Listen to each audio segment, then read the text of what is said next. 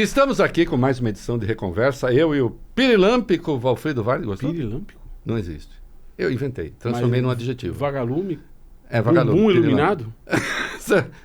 Você é iluminado inteiro, Valfrido, mas é assim, de vez em quando, né? Iluminar a noite. Iluminado é o nosso convidado. Nós iluminamos a noite do debate. Iluminado é o convidado. É o convidado. E nós queremos trazê-lo já faz tempo. É.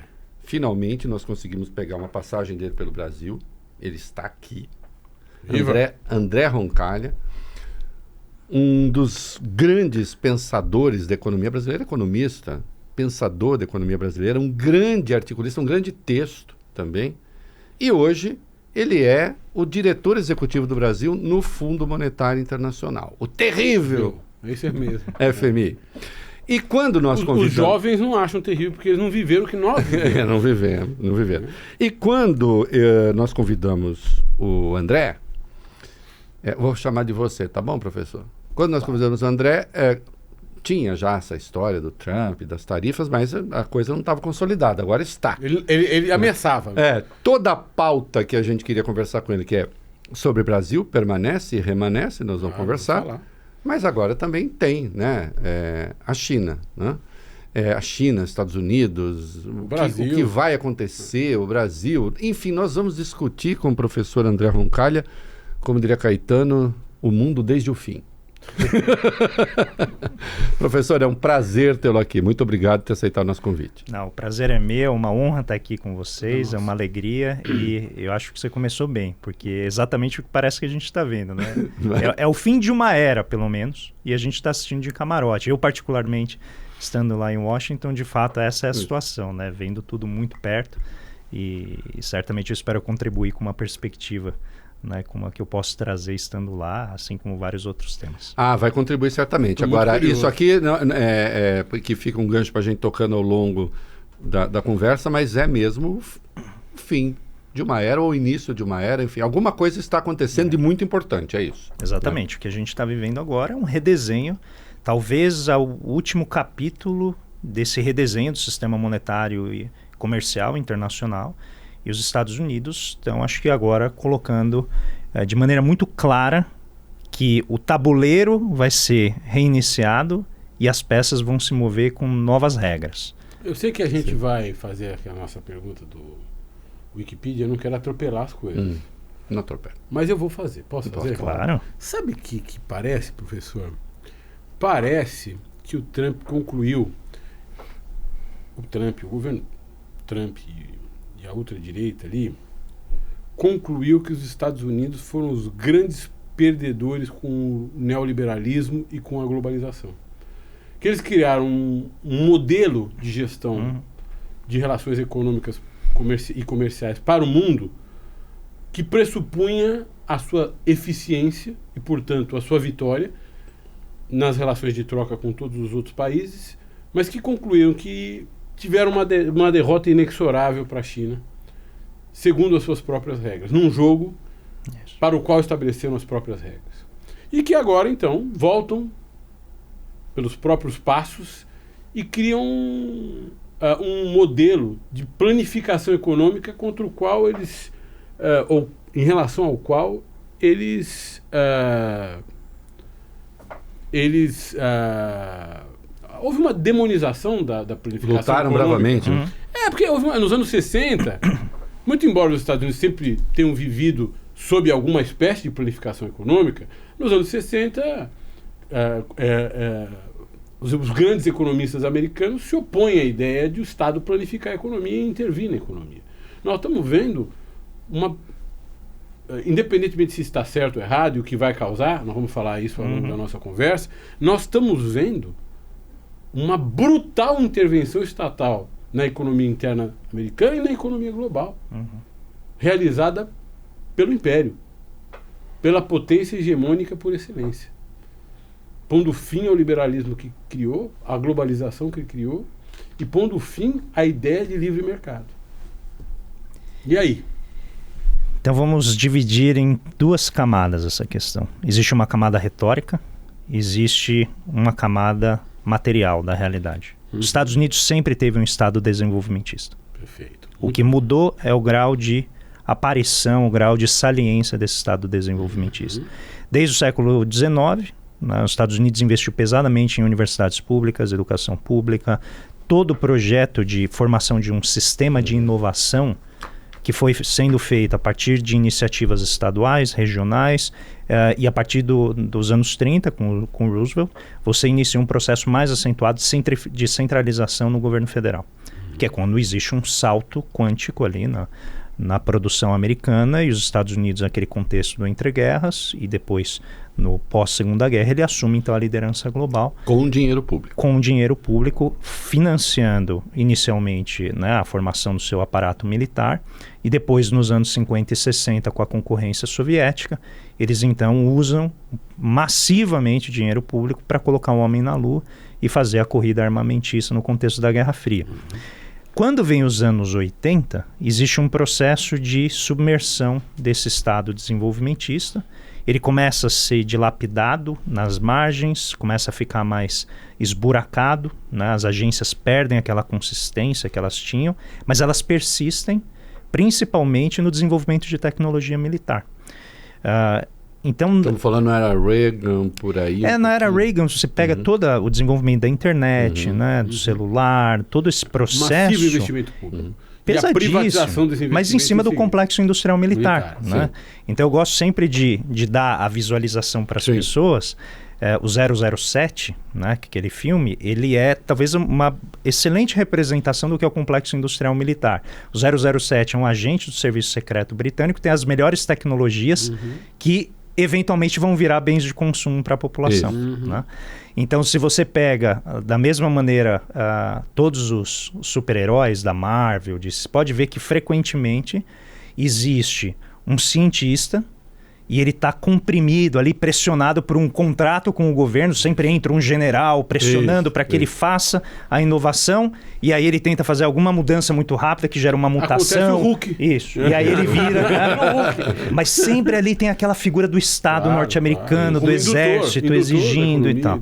E não é à toa, né, que os quadrinhos refletem essa realidade. E a gente está falando aí, anos 70, 80... Quando vem os anos 2010, aí a gente tem uma certa desacoplagem, a China ganha essa proeminência, começa a questionar o poder dos Estados Unidos como unipolo, né? E nesse momento o que acontece é que a gente tem talvez a erosão muito acelerada dos princípios do neoliberalismo, que vigem ali dos anos 80 até os anos 2010, mais ou menos. Eu gosto de datar ali a invasão da Crimeia. Acho que aquele ponto é quando os Estados Unidos realmente notam que aquela Pax Americana, né, baseada no comércio, na ideia de você, a gente já vai entrar nisso daqui a pouco, garantir bens de consumo baratinhos para toda a população, né, aquela sensação de bem-estar. Ali o Fukuyama definitivamente estava errado. Não, ali acabou o fim da história. A história se reiniciou. Né? Começou o fim. Começou a história. Deu um reset na história. No fim da história. E aí você tem um processo que vai culminar com o Joseph Biden, mas que começa com o Trump, né, com a sua eleição em 2016. E ele já inicia ali um questionamento frontal do sistema neoliberal e traz algo que ninguém entende direito, mas que é essa tarifação, essa afronta à China muito diretamente. E o Biden, eu acho que ele acaba concluindo esse processo, dando a saliência ao Estado americano, que quem estudava já sabia que existia, só que ele traz para cima e fala assim, vamos reunir as agências e vamos fazer um financiamento trilionário da nova economia. Isso. E aí volta a ideia de planejamento, porque se você falar planificação, você não entra mais nos Estados Unidos. Pois é, mas é a mesma coisa. Você é a favor da planificação? Então, você não pode falar... Mas do terrorismo também sou contra. Porque a palavra planificação... Bomba, nunca. Remete à União Soviética. A União Soviética. Então, mas é a mesma coisa. O planejamento, né? O meu amigo Elias Jabur esteve aqui, ele adora falar do projetamento, né? Foi em essência nessa linha que o governo Biden está. Elias, não estou falando que o Biden fez projetamentos, né? Depois ele briga comigo. Mas você tem certamente um renascimento muito forte do Estado, direcionando, fazendo política industrial de maneira desabrida, algo que até então era impensável. Compraram uma empresa inteira de chip, acho que botaram na Geórgia, inteirinha, veio toda de Taiwan, toda aqui. Eles fizeram tudo, trouxeram da Coreia, abriram várias, assim, e tudo assim, 10 bilhões, 15 bilhões de dólares numa única fábrica. Ou seja, ele fez um movimento trilionário, é trilionário o movimento que o Biden faz, e constrói as bases dessa nova economia. O Trump vence dizendo que vai desmontar essa economia. Mas faz justamente o contrário. Porque ele tá muito apoiado nos grupos de interesse associados aos combustíveis fósseis. Né? Então, aos minérios. Então, existe uma disputa de poder ali, só que eu acho que vai ser difícil para ele desmontar a economia que o Biden colocou, porque já tem muito dinheiro investido, já tem um processo, é muito possível que ele redirecione isso. Agora, é indiscutível que o complexo industrial militar, agora tecnológico, informacional americano, é o grande, né, líder desse processo. O que a gente tem de novo agora? É um tecnolibertarianismo que pode colocar tudo a perder com base numa certa aversão a tudo que a gente conhece por instituição do século XIX e XX, que são as universidades. Então esse ataque que existe ali nos Estados Unidos, ele começa de uma maneira muito sutil, por meio de regramentos, removendo, né, financiamento de grandes universidades, fazem grandes pesquisas, universidades que desenvolveram vacinas, desenvolvem toda a parte de microfibra, de fibra ótica, semicondutores. Isso eventualmente vai bater na capacidade inovativa norte-americana. E é isso que os chineses estão celebrando. Tá? Então, fazendo muito friamente aqui a análise, os chineses estão olhando, por favor, eles sentaram, receberam tarifa de 65%, estão impondo 34%, falaram, por favor, acabe com as suas universidades. É isso que a gente quer. Porque o que a gente está montando aqui nos dá a tranquilidade de inovar, a gente tem um sistema de inovação, e esse parece ser o principal calcanhar de Aquiles do governo Trump. É atacar exatamente aquilo que, historicamente, desde o século XIX, foi a essência do desenvolvimento e da liderança tecnológica norte-americana, que é o complexo inovativo baseado no setor público e privado. Então, na medida em que você remove o setor público, você perde a capacidade de direcionamento, o que historicamente nos Estados Unidos era bom, porque moderava os ímpetos do mercado financeiro, muito financiarizado a partir dos anos 90, de querer só o lucro rápido e não investir, né, nas inovações mais importantes e tal. Enfim, é um novo tempo.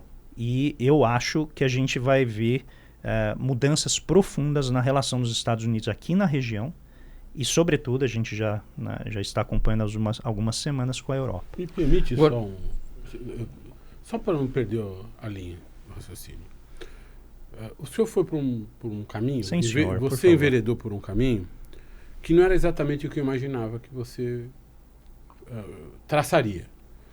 Só para o nosso espectador, Rei, peço desculpas de te interromper. Para com isso. Não, é porque... Mas aqui, quando o entrevistado não fala o que a gente quer, a gente volta. Não, é porque... Exato, a gente volta.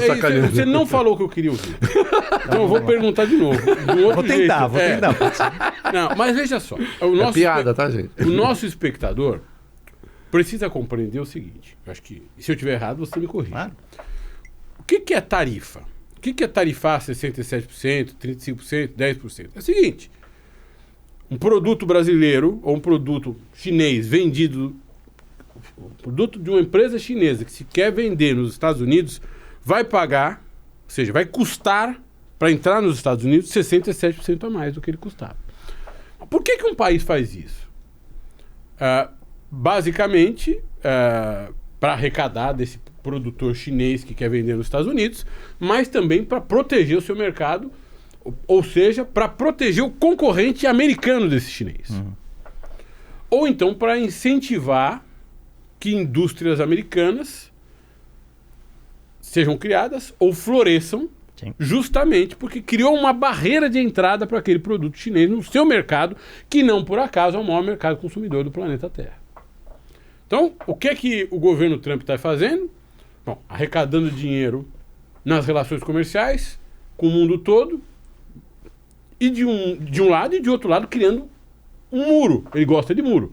Criando um muro isso mesmo. Que permite uma reserva de mercado para o industrial americano. Coisa que a gente fez e que, basicamente, com a redemocratização do Brasil, foi criticada. Coisa que a gente fez durante a ditadura militar.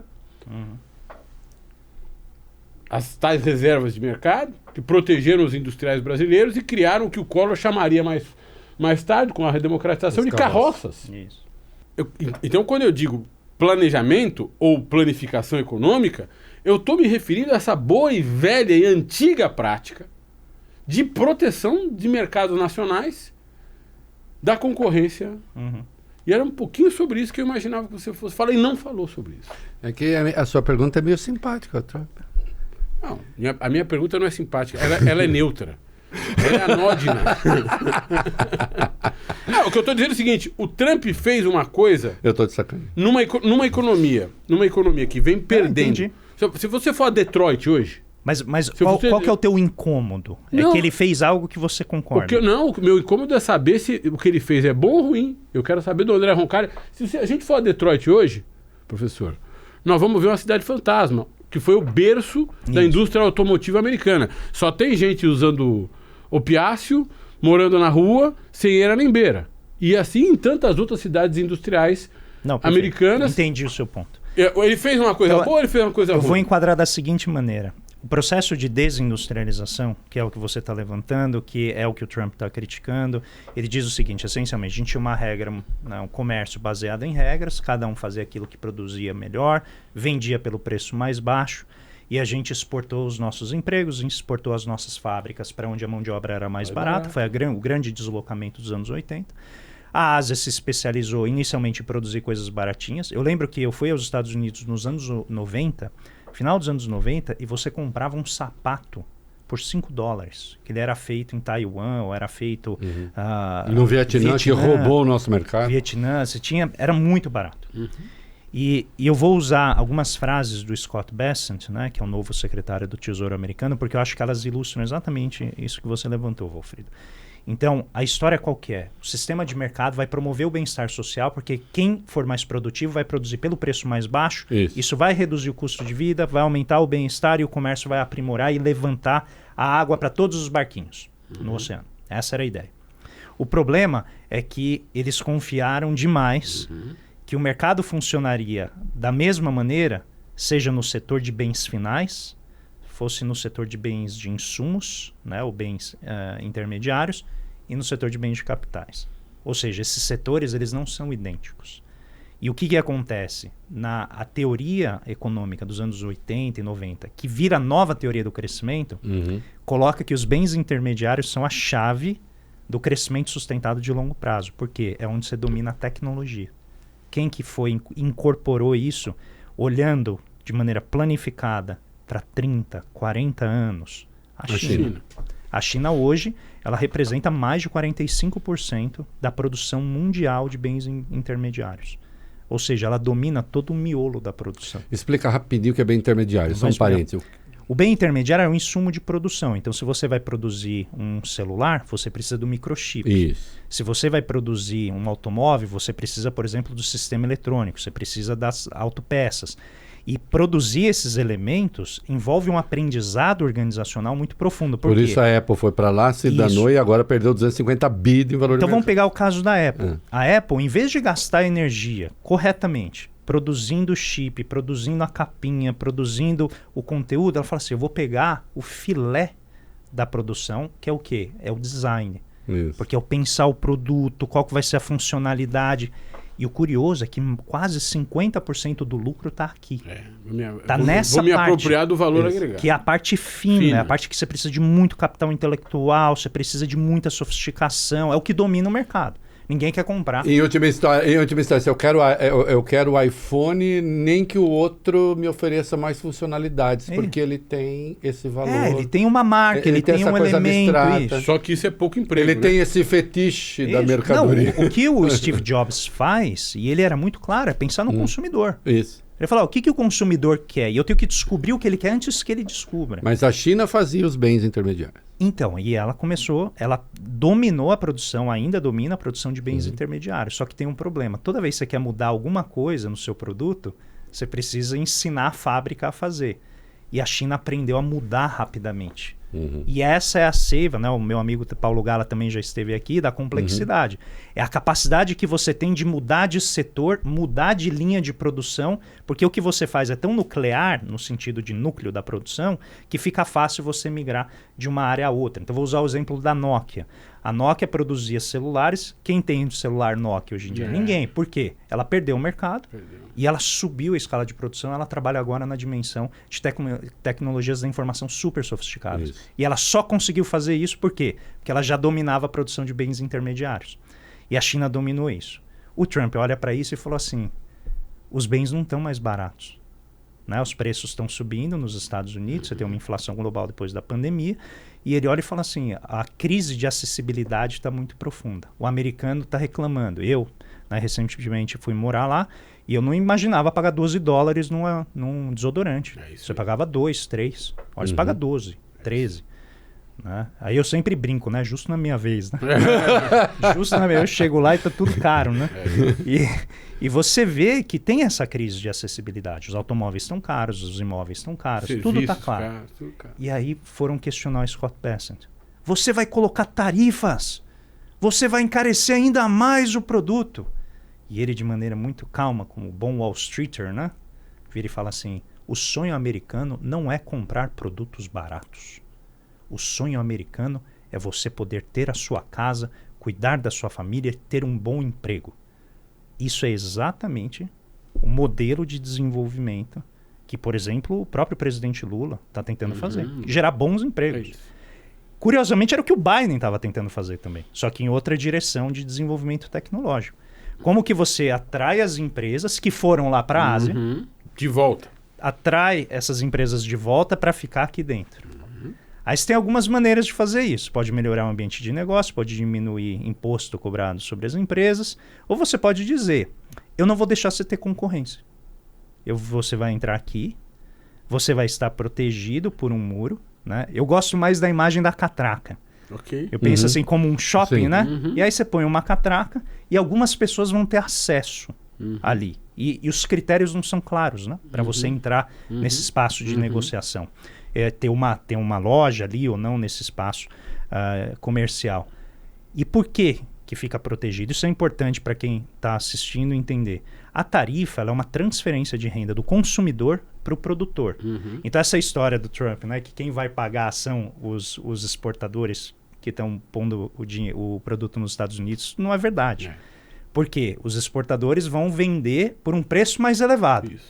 Então, o consumidor americano, quando ele chegar no mercado, o produto sueco vai estar mais caro do que o produto americano. Sim. Só que ambos estarão com preço mais elevado. Evidente. Por quê? Antes, o produto americano, se ele fosse vendido a $10, o produto sueco entrava a 9, o produtor americano tinha que vender a 9. Senão só comprava um sueco, produto americano agora o sueco entra a 12 e o americano põe para 12. Aí ele vai lá e fala assim, eu vou colocar 20%. Agora o produto sueco, né, imagina que ele custa 10, ele vai entrar a 12 e aí o produtor americano põe fala, a 12. Eu posso cobrar 12. 11,50. Né? 11,99, né, para ter aquele efeito dos números antes da vírgula. Ele fala, eu vou ganhar em cima dele. Mas quem que está pagando? Não é o Razão produtor. porque o modelo é necessariamente inflacionário. Ele não necessariamente é inflacionário. Não é? Não. Ele tem um choque de preços. Tá. Ele sobe uma vez. Uma estagnação econômica. Mas pode a inflação vai vir a partir das repercussões que isso vai ter no sistema econômico. Sei. Então, por exemplo, se você fizer, no caso do aço, que ele fez inicialmente, né, aço e alumínio, você faz só em um setor, pode ser que os preços se acomodem em outro. O aço fica mais caro, mas não sei, o alimento fica mais barato. E aí você compensa. O que ele fez foi o quê? Geral. É horizontal, pega todo mundo. Isso. Mas não só todo mundo, 170 países. Né? Normalmente você faz até a ilha que só tem pinguim. Que só tem pinguim. Coitado dos pinguins, que pagar tarifa. Para quem não acompanhou, isso é verdade. Ele meteu uma tarifa de 10% numa ilha cujo nome, desculpa, eu não decorei, mas é uma ilha desabitada, só tem pinguim. E tem uma tarifa de 10%. Exato. Porque ele... Aí depois a gente entra... Essa questão de como ele calculou é interessante. Não, mas eu acho que é importante já. Já? E sabe por quê? Um crítico americano criou essa imagem, que eu acho muito legal, e teve analista aqui dentro que repetiu como se fosse ideia dele, mas a imagem é muito boa. Que é o seguinte, eu chamo encanador lá, deu um problema no meu apartamento, eu chamo encanador. Entupiu a privada. Que chama bombeiro em alguns lugares. No Rio de Janeiro. No Rio de Janeiro. Aí eu vou, ele faz o serviço, eu pago. O Trump está falando, temos de tornar essa operação neutra. Ao que o bombeiro responderia, mas ela já é neutra, eu fiz o serviço, você me pagou. Ele fala, não, tem que ser neutra no meu caixa. Eu vou te pagar o quê? R$200? Você vai me dar o quê em troca? Isso. Não, eu já dei o serviço. Porque quando eu importo coisa porque a indústria local precisa, porque... É por isso que eu importo. No caso aqui, as multinacionais americanas importam coisas e entram na nossa pauta. Para que depois elas mandem remessa de lucro para lá, porque eles têm inclusive a moeda que cuida do comércio. Vai dizer, não, se tem déficit é porque tem desigualdade. É isso, em síntese? Não, claro que não, né? Não, assim, claro que não é, mas é isso que ele falou, isso. Agora, como é que é? E aí eu acoplo uma outra pergunta. O famoso, que é muito citado, pouco lido, mas que é maravilhoso, a tal da marcha da insensatez. Por que é que em determinados momentos se fazem escolhas que são, assim, quando a razão entra em falência? Porque do jeito que ele fez, eu compreendo o seu lado, é claro. Nós deveríamos proteger mais certas coisas. Não, eu nem estou falando isso. A minha pergunta Agora, de quem quer saber a resposta. Uma coisa... por que faz isso? Sabendo que tem alguma chance disso dar certo? Eu acho difícil. E aí eu volto... Eu vou tentar, seja lá o que for dar certo. Eu vou tentar alinhavar as duas questões. Eu acho difícil dar certo. E aí eu volto ao problema. Porque você proteger o mercado americano implica imaginar que aquilo que foi perdido retornará. E eu não sei se Detroit voltará a ser a Detroit do século XXI, que ela foi nos anos 60 e 70. Então, imaginar que a indústria vai germinar de volta, porque você vai reproduzir as condições do século XIX, foi quando os Estados Unidos, com o próprio Lincoln, se a gente volta no século XIX, os republicanos eram os desenvolvimentistas. Isso. Então, o Lincoln aplica tarifas, depois tem o McKinley, que também faz, e tem um problema. Aliás, o McKinley que é o herói dele. Né? É o herói dele, que é o final do século XIX, início do século XX. E o que aconteceu, principalmente a partir do McKinley, foi uma erosão tremenda do poder político do Partido Republicano depois de aplicar tarifas muito fortes. Então, muita gente está levantando isso para o Trump, dizendo assim, olha, ir por esse caminho pode implicar a deterioração da tua base de apoio. Porque o custo da transição é muito elevado. E talvez esse seja o problema. Por quê? Para você trazer as empresas de volta, não é tão simples. Por que ela vai sair da China, onde ela tem condições exemplares de produção, um sistema de inovação potentíssimo, com custo baixo, em que as inovações estão ali circulando, você anda pelo país, ou pelo menos pela parte, né, mais povoada do país, com trens de alta velocidade, e voltar para os Estados Unidos, onde eles têm uma deficiência de infraestrutura tremenda. Desde os anos 70, os Estados Unidos não investem em infraestrutura. Quem anda nas grandes cidades vê a qualidade do metrô de Nova York, a qualidade dos aeroportos. A Apple pode perder 250 bi valor de mercado, mas não vai sair da China, né? Então, é difícil você fazer. Então você tem que oferecer algo tão bom, que seja irrecusável. E ele não está conseguindo. Então o que ele vai? Ele vai para a força. Como que é? Ele chega e diz assim, olha, eu vou fechar, eu vou taxar esse país pesadamente.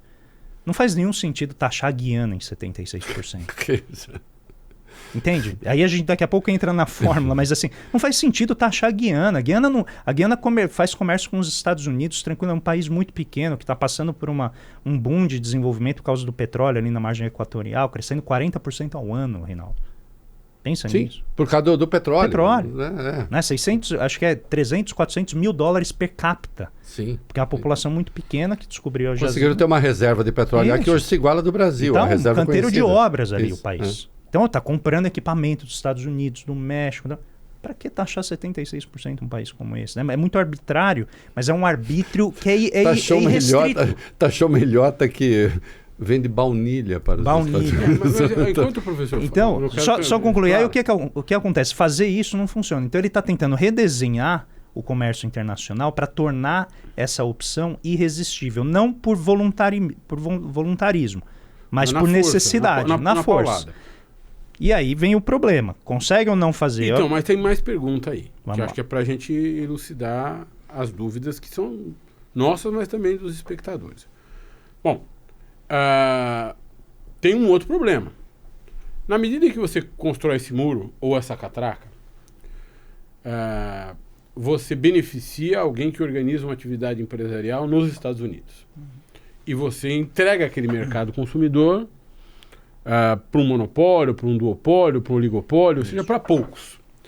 Mas, ao mesmo tempo, os Estados Unidos não podem prescindir do mercado mundial. Ou seja, os produtos produzidos nos Estados Unidos serão ou as empresas que produzem produtos nos Estados Unidos serão tão mais bem-sucedidas se conseguirem vender esses produtos não só no mercado americano, mas fora. Então, a primeira reação é a taxação reversa, ou a reação de retaliação. A retaliação com a taxação de produtos produzidos nos Estados Unidos. A segunda coisa é a necessidade de ter produtos produzidos nos Estados Unidos que sejam competitivos no mercado internacional. Isso. Porque, do contrário, você restringiu a essa empresa americana o seu mercado. Quer dizer, você basicamente confinou aquele produto aos Estados Unidos e fechou o país. Então, o primeiro problema é como o Trump vai transformar essas empresas americanas, que vão se dar muito bem nos Estados Unidos, porque estão no contexto de um monopólio, um duopólio, um oligopólio. Como é que ele vai transformar essas empresas em empresas competitivas fora dos Estados Unidos? Segunda coisa, quando nós praticamos reserva de mercado no Brasil, na época em que praticamos, nós acoplamos reserva de mercado com algum tipo de restrição à saída de capitais. Porque nós não queríamos que aquele dinheiro, aqueles empregos, aquele investimento no Brasil se dissipasse ou fosse remetido para outros países. Você quer vir empreender aqui nos Estados Unidos, você pode vir empreender nos Estados Unidos, mas você tem de manter esse investimento aqui. Será esse o próximo passo também? Eu acho que não precisa, porque a ideia é erigir tarifas e deixar o dólar desvalorizado. Então você protege nos dois sentidos. Entendi. E é todo um arranjo. Ele é difícil de parar em pé, porque eu não acho que ele tem muita consistência. Tá? Mas o arranjo é o seguinte: eu vou oferecer segurança, vou oferecer o meu mercado interno. Né? Lembre-se que a Constituição brasileira reconhece o mercado interno como um bem nacional, um bem público. Exatamente. Protegido. Exatamente. Estados Unidos igual. Né? Eles têm 350 milhões de pessoas, né? Um mercado muito forte. Só um parênteses rápido, meninos. Se a gente quiser aqui criar todas as regras protecionistas que nós decidimos criar, alguém pode dizer, a Constituição garante. Garante. Porque o mercado interno é um bem protegido. Não, é verdade. E aí os Estados Unidos fazem isso, então eles atraem, oferecem segurança e oferecem o bem. O que eles querem em troca? Um dólar relativamente fraco para poder exportar, barato, superar as tarifas que vão ser erigidas.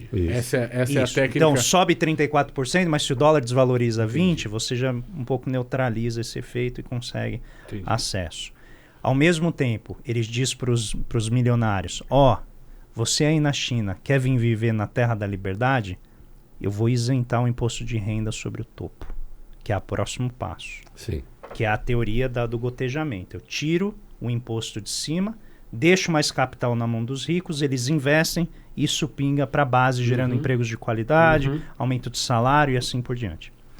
E a terceira, a parte fundamental, ele cria um fundo de reserva, essa é a parte mais controversa, em que ele vai pegar, ele vai investir, eu não lembro se eles já definiram o valor, mas é algo em torno de 200 milhões por ano, em ouro e Bitcoin e outros ativos. Porque a desvalorização do dólar vai ser compensada por um aumento dos ativos que vão ficar nesse fundo de estabilização. As reservas da economia. Então, o que o dólar... As reservas não variáveis, não sujeitas a variações de mercado. Isso. Ou que tem a tendência para crescer. Porque se o Tesouro norte-americano está comprando, a tendência é empurrar o preço para cima. Isso. Então, eu estou fazendo um esforço monumental para racionalizar algo que é muito difícil de racionalizar. Mas você está fazendo uma propaganda brutal. Não estou. Mas para quem assiste, daqui a pouco, calma. A gente vai chegar... Não, é que nós vamos perguntar daqui a pouco, porque isso não vai funcionar. Porque eu estou contando o que ele está pretendendo. O que ele está pretendendo. É o que está no texto do Stephen Miran, que é o Chief Economic Advisor dele, que é esse economista, o assessor-chefe de economia dele. E o que também o Scott Bessent escreveu logo depois da vitória do Trump, quando ele ainda não tinha sido indicado como secretário do Tesouro. Eu convido quem está nos assistindo a ir ler o texto que ele escreveu para The Economist. E aí está lá, um artigo de um assessor próximo do Trump, algo assim. Muito bem, então ele oferece, você tem esse elemento de equilíbrio aqui. E aí o elemento final da estratégia é substituir essa dívida de curto prazo, que os Estados Unidos estão com uma dívida monumental, ela cresce trilhões por ano, e ele fala assim, você agora vai comprar um título meu, você tem um título de 5 anos, você vai pegar um título de 100 anos. 100 anos.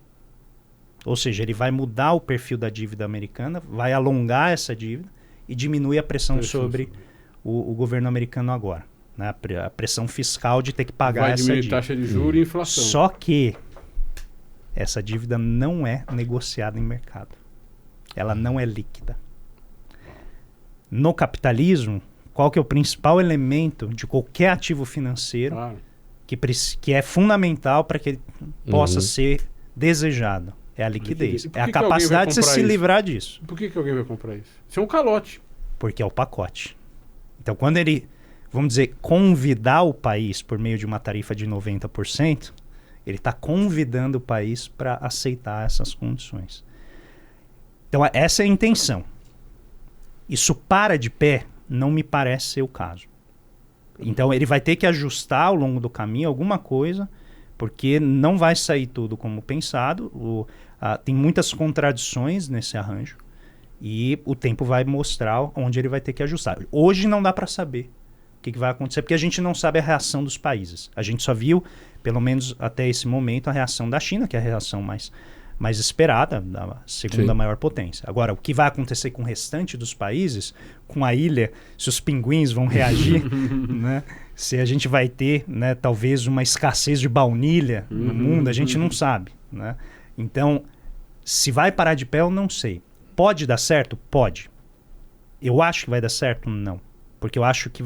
eu prevejo, a partir do que a gente teve nos anos 80 aqui também, uma erosão da base política dele. Eu acho que a base social vai começar a sofrer, como eu acho que o próprio processo do Milei na Argentina, ele é um processo desgastante. Porque você submeter a sociedade a um processo de ajustamento, mesmo que ela deseje, né, por meio do voto, pode ser que essa convicção vai esmorecendo muito rapidamente, conforme ela vai vendo o que ela tem que enfrentar para chegar, né, no Olimpo, chegar na Terra Prometida, né, que o seu grande líder está ali indicando. Agora, aliás, o Milei, no dia em que entrevistamos, o Milei que correu lá para os Estados Unidos em Mar-a-Lago porque achou que pudesse ser recebido pelo Trump, não foi, né, saiu de lá humilhadíssimo. Eu ainda, você vai ter, até anotei aqui, pode dar certo? Pode. Eu vou querer saber depois como é que pode dar certo, de que maneira pode dar certo. Mas saiu um editorial da Economist, talvez você tenha lido, a Economist diz o seguinte, olha, o resto do mundo não vai ficar esperando parar dos Estados Unidos fazer as suas maluquices. Não, ninguém conta com os Estados Unidos fora do mundo, os Estados Unidos estão no mundo. Mas os outros países vão procurar se entender, diminuindo a sua exposição aos Estados Unidos, dos seus mercados, da sua dependência. Você acha que isso pode acontecer? Quer dizer, como é que o resto do mundo, diante disso, pode não comprar uma briga na linha de lenda Estados Unidos? Não é isso, mas tá bom, então nós vamos nos organizar aqui, com China. Né? É a velha história. Tem gente que diz que o Xi Jinping está rindo de orelha a orelha tanto quanto o Xi Jinping ri de orelha a orelha, que é assim, ó. Né? A gente não ri muito de orelha. Há um redesenho possível, mas hoje ainda a gente precisa saber. Diz, pode dar certo, pode, eu quero saber por qual caminho. Eu sei que mas está conectado. Posso completar a tua pergunta? Pode. O que o Reinaldo está dizendo, basicamente, é o seguinte, como é que os países vão reagir e se eles podem, obviamente, se coordenar numa reação. Mas outra coisa que, nesse sentido, poderá acontecer, e é uma pergunta, é os países menos taxados atraírem investimentos e terem benefícios nessa competição entre os menos taxados e os mais taxados. Sim. Né? Sim. Nós fomos taxados até 10%. Então, o Brasil recebeu o tratamento VIP. Né? Que deixou, inclusive... eu fiquei muito chateado aí, isso daí, porque eu achei que esses comunistas do Hamas iam se danar. A minha primeira impressão foi essa, a gente recebeu o tratamento VIP. Depois eu parei para pensar, né? Aí eu falei assim, não, legal, o sequestrador bateu menos na gente. Porque se ele chegou o Brutamontes ali e falou, tem o meu poder. Aí ele falou, ele não bateu tanto em mim, bateu mais nos outros. Aí você fala, ufa. né? Bateu mais nos Bateu outros. menos Você em está mim. dizendo que é uma síndrome de Estocolmo da minha Não, é parte. porque a expectativa era muito uma pior. surra imensa. Isso. Que a gente ia ter uma tarifa porque ele tinha ameaçado os BRICS. Isso. E aí quem, né? Sobretudo a Espanha, né? Você viu Quem a fala dele? ousasse mexer com os BRICS. Ele tem um ódio da A Espanha. Espanha vai muito mal dos BRICS. Você viu essa fala, né? Sim, sim. É. Não, então ele falou, a Espanha é dos BRICS, né? Isso, exato. A Espanha claro. Então, assim, eu acho que, de fato, foi um alívio, porque Ele poderia ter pensou sido que muito o S pior. era de Espanha. Isso, da Espanha, né? Mas eu acho que tem caminhos para os países se articularem, mas algo que, né, qualquer pessoa que estuda relações internacionais aprende rapidamente é que o poder ele tem uma atração irresistível. Oxe. Os Estados Unidos é uma potência econômica. Tem uma capacidade de aglomerar e atrair exportações que tornam os países dependentes. Canadá e México são 2 exemplos. Então, o México e o Canadá dependem 80% das suas exportações para os Estados Unidos. Então, você desacoplar é um processo traumático. Eles foram beneficiados, tanto é que não... É o comércio, a regra era essa. Você vende o que você faz melhor e cada um faz isso e o comércio produziria o bem-estar. O problema é os Estados Unidos dizerem que isso os maltratou. Sob qual prisma os maltratou? Então, em termos do que a regra previa, que era bem-estar e comércio, não maltratou. Não. É a maior taxa de consumo per capita do planeta. Mas não é disso que o Trump está falando, porque como o Bessent falou, o sonho americano não é ter produtos baratos. O sonho americano é o quê? É liderança tecnológica, liderança econômica, poder. É dizer para os seus vizinhos, é dizer para quem está na sua órbita de poder o que interessa ao centro do poder. E é isso que ele está tentando retomar. Mesmo que isso tenha um custo. Então, pode dar certo? Pode. Como? Se as empresas americanas retomarem os seus investimentos, retomarem a liderança da inovação, que ele acredita que o setor privado vai fazer sozinho, porque o DOGE, né, o Departamento de Eficiência Governamental do Musk, está dizendo assim, não precisamos do Estado. Vamos diminuir o Estado em 2 trilhões, está cada vez ficando mais patente que não vai cortar 2 trilhões de dólares. Está prestes a cair fora, aliás. Já existe a insinuação de que ele estaria nas vésperas de sair do governo. Não sabemos, eu acho que... Antes que o filho dele demita o Trump, claro. Então, a lógica ali, a dinâmica de poder é hipercomplexa com os 3 grupos, né, de apoio e tal. Mas, de qualquer maneira, assim, é muito difícil, na minha visão, acreditar que a inovação americana vai continuar apenas com base no setor privado. A chance de dar certo existe, mas eu acho que ela é baixa e ela está lá na frente. E aí vem a pergunta. Ela está lá na frente dentro do primeiro mandato? No caso, o segundo. Ele já falou que quer mais um. Né? Então, o tempo necessário... A gente viu o que aconteceu com o Biden, né? O Bidenomics, que eu até escrevi um livro, né, sobre isso, ele precisava de mais tempo para angariar apoio popular. Não gerou o resultado nos 4 anos, né, que o Biden teve. Aí a pergunta é, vai gerar o resultado que o Trump... E a eleição do membro daquela senhora da Suprema Corte Estadual, né, que eles têm... de Wisconsin, deixa claro que não é assim tão fácil. Não, né? então, é isso. Que foi, ele entrou, o Musk entrou e eles perderam. Claro. E hoje tem uma maioria contra as iniciativas do Trump. Ainda é uma democracia. Né? Meio capenga, mas... é uma democracia. Ainda é, né? Meio capenga. Muitos centros defletores. Eles não conseguiram impedir um golpista de ser candidato. No Brasil a gente conseguiu, né? De certo modo, tem algumas coisas que a gente até leva alguma vantagem. Né? Esse é um desafio. Eu tenho dúvidas que ele vai conseguir sustentar sem ajustar o plano para pingar... Porque você acha que vai causar sofrimento imediato? Já está, no curto... Mas não é só no povo, é na elite.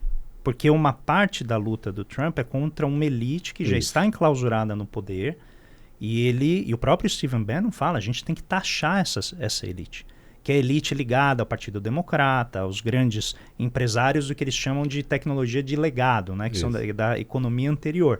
Mas que é a economia que está dando rios de dinheiro para o Warren Buffett. O Buffett está ganhando dinheiro com essa economia.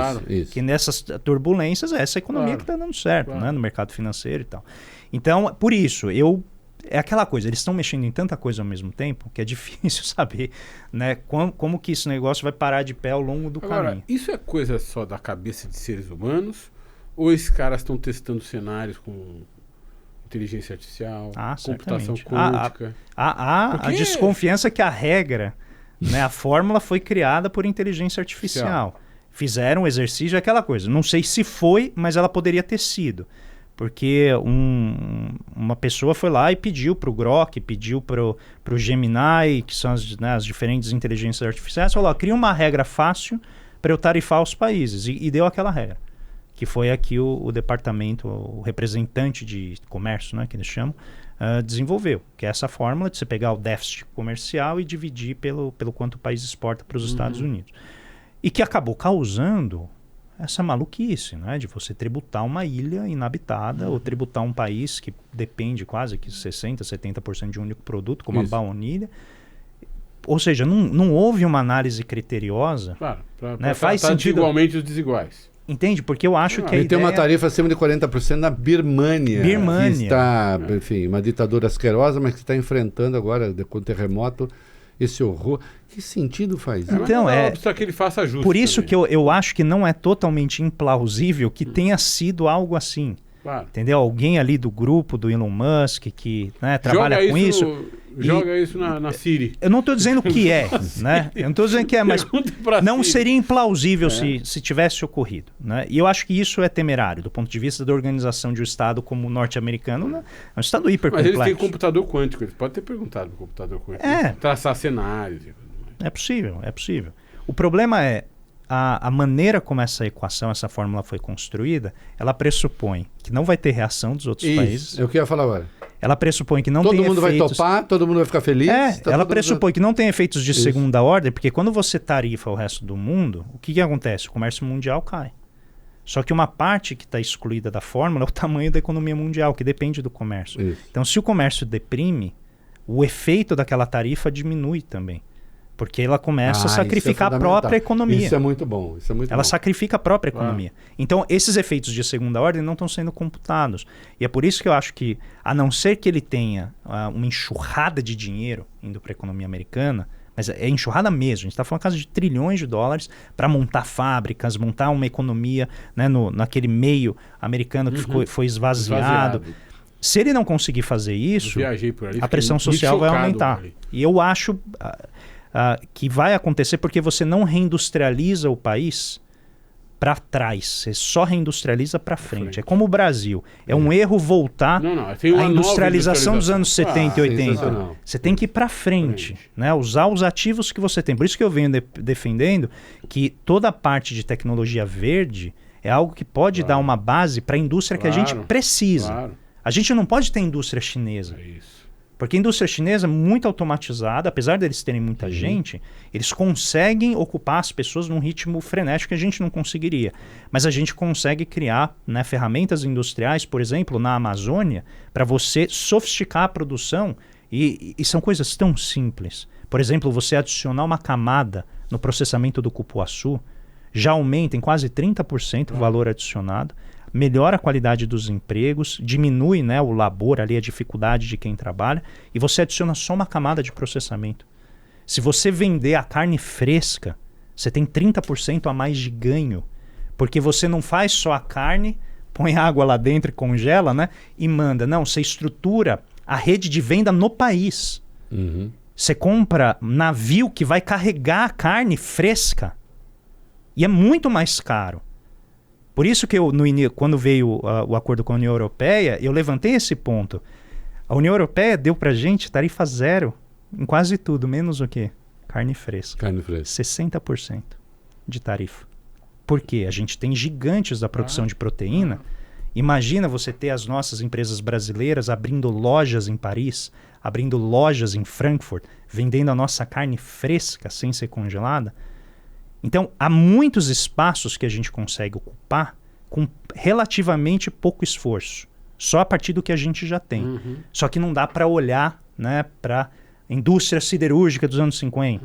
Né? A gente tem que olhar para frente. Como que eu adiciono conhecimento? Como que eu adiciono o conhecimento científico para eu ter uma universidade do lado de Manaus, produzindo conhecimento para aquelas indústrias. A gente pode ser vanguarda hoje. Isso. Claro. Não dá para ser vanguarda nos anos 50. E aí eu brinco, Reinaldo, quanto que o mundo gasta trazendo os pesquisadores europeus americanos para passar dias na nossa Amazônia. Uhum. Aí depois a gente compra os componentes químicos por 3.000 vezes o preço. E a gente não consegue fazer isso. Aí eu também pergunto, quanto que o mundo gasta todo ano na manutenção de museus? Eu vou falar um negócio forte, mas usando o preceito capitalista de utilidade. Que é coisa mais inútil do que museu? Serve para quê? Do ponto de vista capitalista? Instrumental para nada. Ele serve para quê? Para cultura, identificação, identidade, história. Está imbuído de valores humanistas que são repugnantes para o capitalismo. E que fazem parte do contexto sociocultural e que também produzem conhecimento, geram emprego, assim por diante. Então pode não ser útil do ponto de vista do capital, mas ele é útil do ponto de vista social. O que são as florestas se não a memória do planeta? Sensacional, imagem maravilhosa. Aliás, Valfrido, vou aproveitar que eu acho que a gente tem que fazer a passagem para pensar um pouco da economia brasileira. Isso, pede para ele falar um pouquinho do FMI, vai. Não, então, exatamente. Mas aí, para que serve o FMI nessa hora? E um pouco dele também. Isso, claro. Aproveitar, porque a gente não fez a pergunta. Não fez, porque era muita ansiedade. Você estava muito ansioso. Muito, era ansiedade. Eu tomei até um remedinho antes. Não, ele estava, gente, impossível. Hoje ele me ligou 5 vezes, vou entrevistar. Eu falei, calma, Valfrido. Vamos, a gente vai pedir seu Wikipedia pessoal aqui, né? Quem é o Roncalha, como até chegar aqui, que é o ponto alto da carreira. Claro. Chegar no Reconversa, claro. Chegar no Reconversa. E o que é esse cargo hoje, o que é essa função, né? No FMI, representando o Brasil, o que significa isso, mas um pouco da sua trajetória. Para que serve o FMI? Tá. Porque eu lembro quando era garoto que só servia para dizer o que a gente tinha que fazer ou não tinha que fazer na economia brasileira. Não, mas é uma boa pergunta. E acho que a gente se conjurava. Então eu vou começar dizendo assim, eu comecei a estudar economia porque eu não sabia o que eu queria. Então eu queria fazer veterinária até os 16, 17 anos. E aí na véspera do vestibular, né, eu estava ali em dúvida. Esse vestibular quer dizer que a origem é? Que é o bairro? Não, Vila Mariana. São Paulo. Também sou da Vila Mariana. Vila Mariana, São Paulo. Eu sou de 2 cordas, desculpa, interior de São Paulo.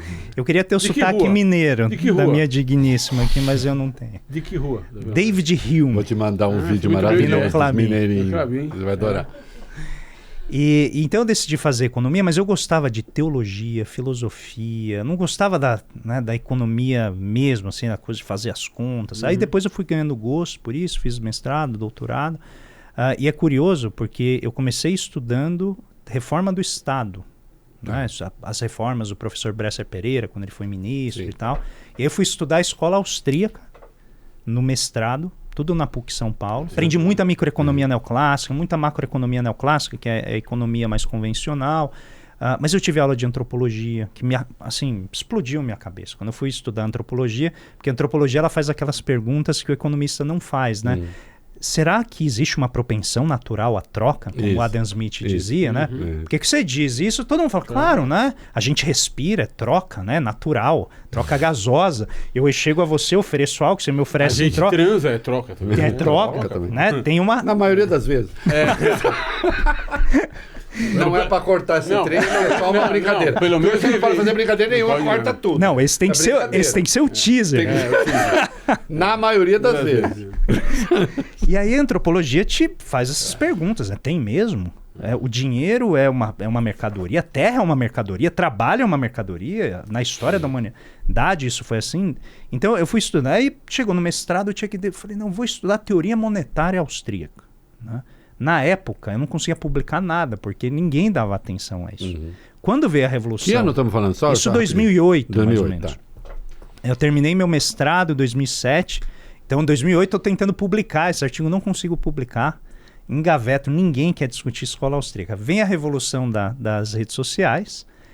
Por algum motivo, né, essa escola, que era uma escola marginalizada, ganha o centro das redes sociais, se torna a principal teoria econômica da direita nas redes sociais. E eu falo isso de maneira... Vira camiseta. Não, vira camiseta, boné. Mas, Reinaldo, isso aqui é muito curioso. Eu acho que diz muito de como a ciência, as ciências sociais, principalmente a questão de publicação, funciona.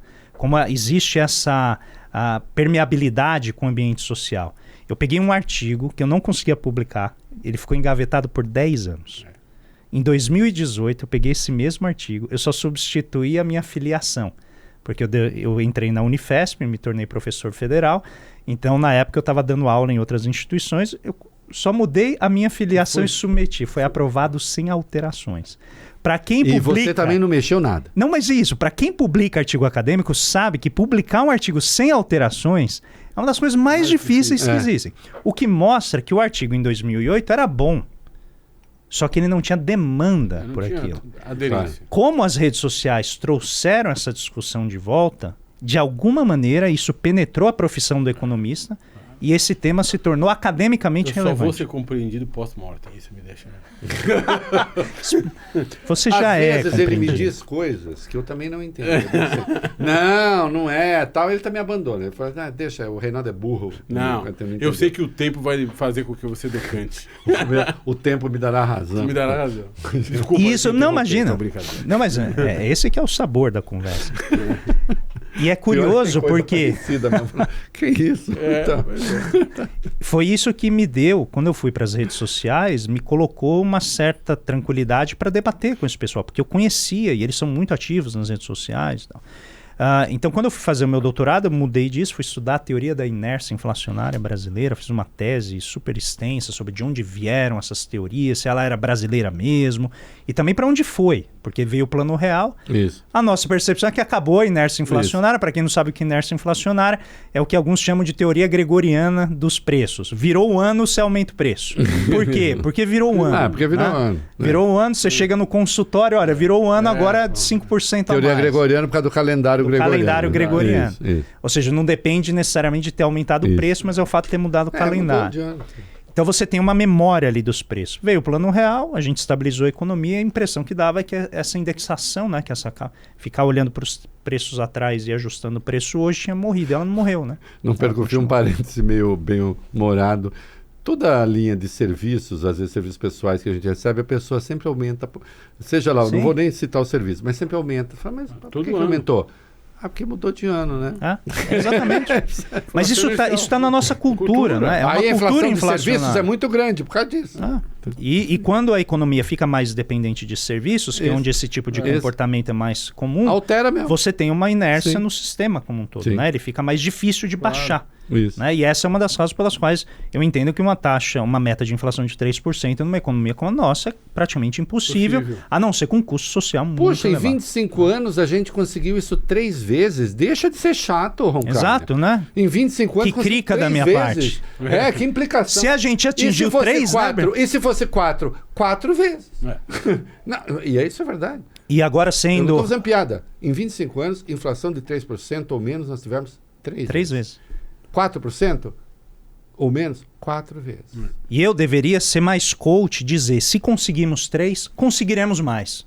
Temos que continuar tentando. Exatamente. Não importa o custo, não importa o sacrifício. Não vai ter economia nenhuma. Quantos morrerão? Não interessa, importa. Mas a gente manterá. Vai atingir a meta. A mesma coisa com o nosso investimento público, né? Isso, Vamos jogar ele para latrina e não vai ter nada. E achar que vai dar tudo certo. Vamos transformar o Brasil numa economia e é só esperar que dê tudo certo. Dará certo. Mas é isso, fui estudar isso e depois virei professor federal, comecei a dar aula na Unifesp, aqui em Osasco. E aí, pelos caminhos das redes sociais, no período da pandemia, né, eu acabei meio que me jogando para essa esfera do debate público. Já vinha fazendo isso por meio de blogs, antes mais algo muito pequeno. E foi nas redes sociais que eu comecei a encontrar as pessoas. E foi onde eu encontrei, né, 2 grandes amigos que já vieram aqui, o Paulo Gala e o Elias Jaburi. Tem também o Wallace Moreira, que hoje é secretário do Desenvolvimento Industrial, né, com o vice-presidente Alckmin. E a gente montou o Conexão Xangai, que foi esse programa absolutamente imprevisto e não planejado, apesar de ter um projetador ali, o Elias, mas não foi planificado. E a gente começou a conhecer mais pessoas, começou a ter, né, uma projeção maior. E aí eu, eventualmente, cheguei à coluna da Folha.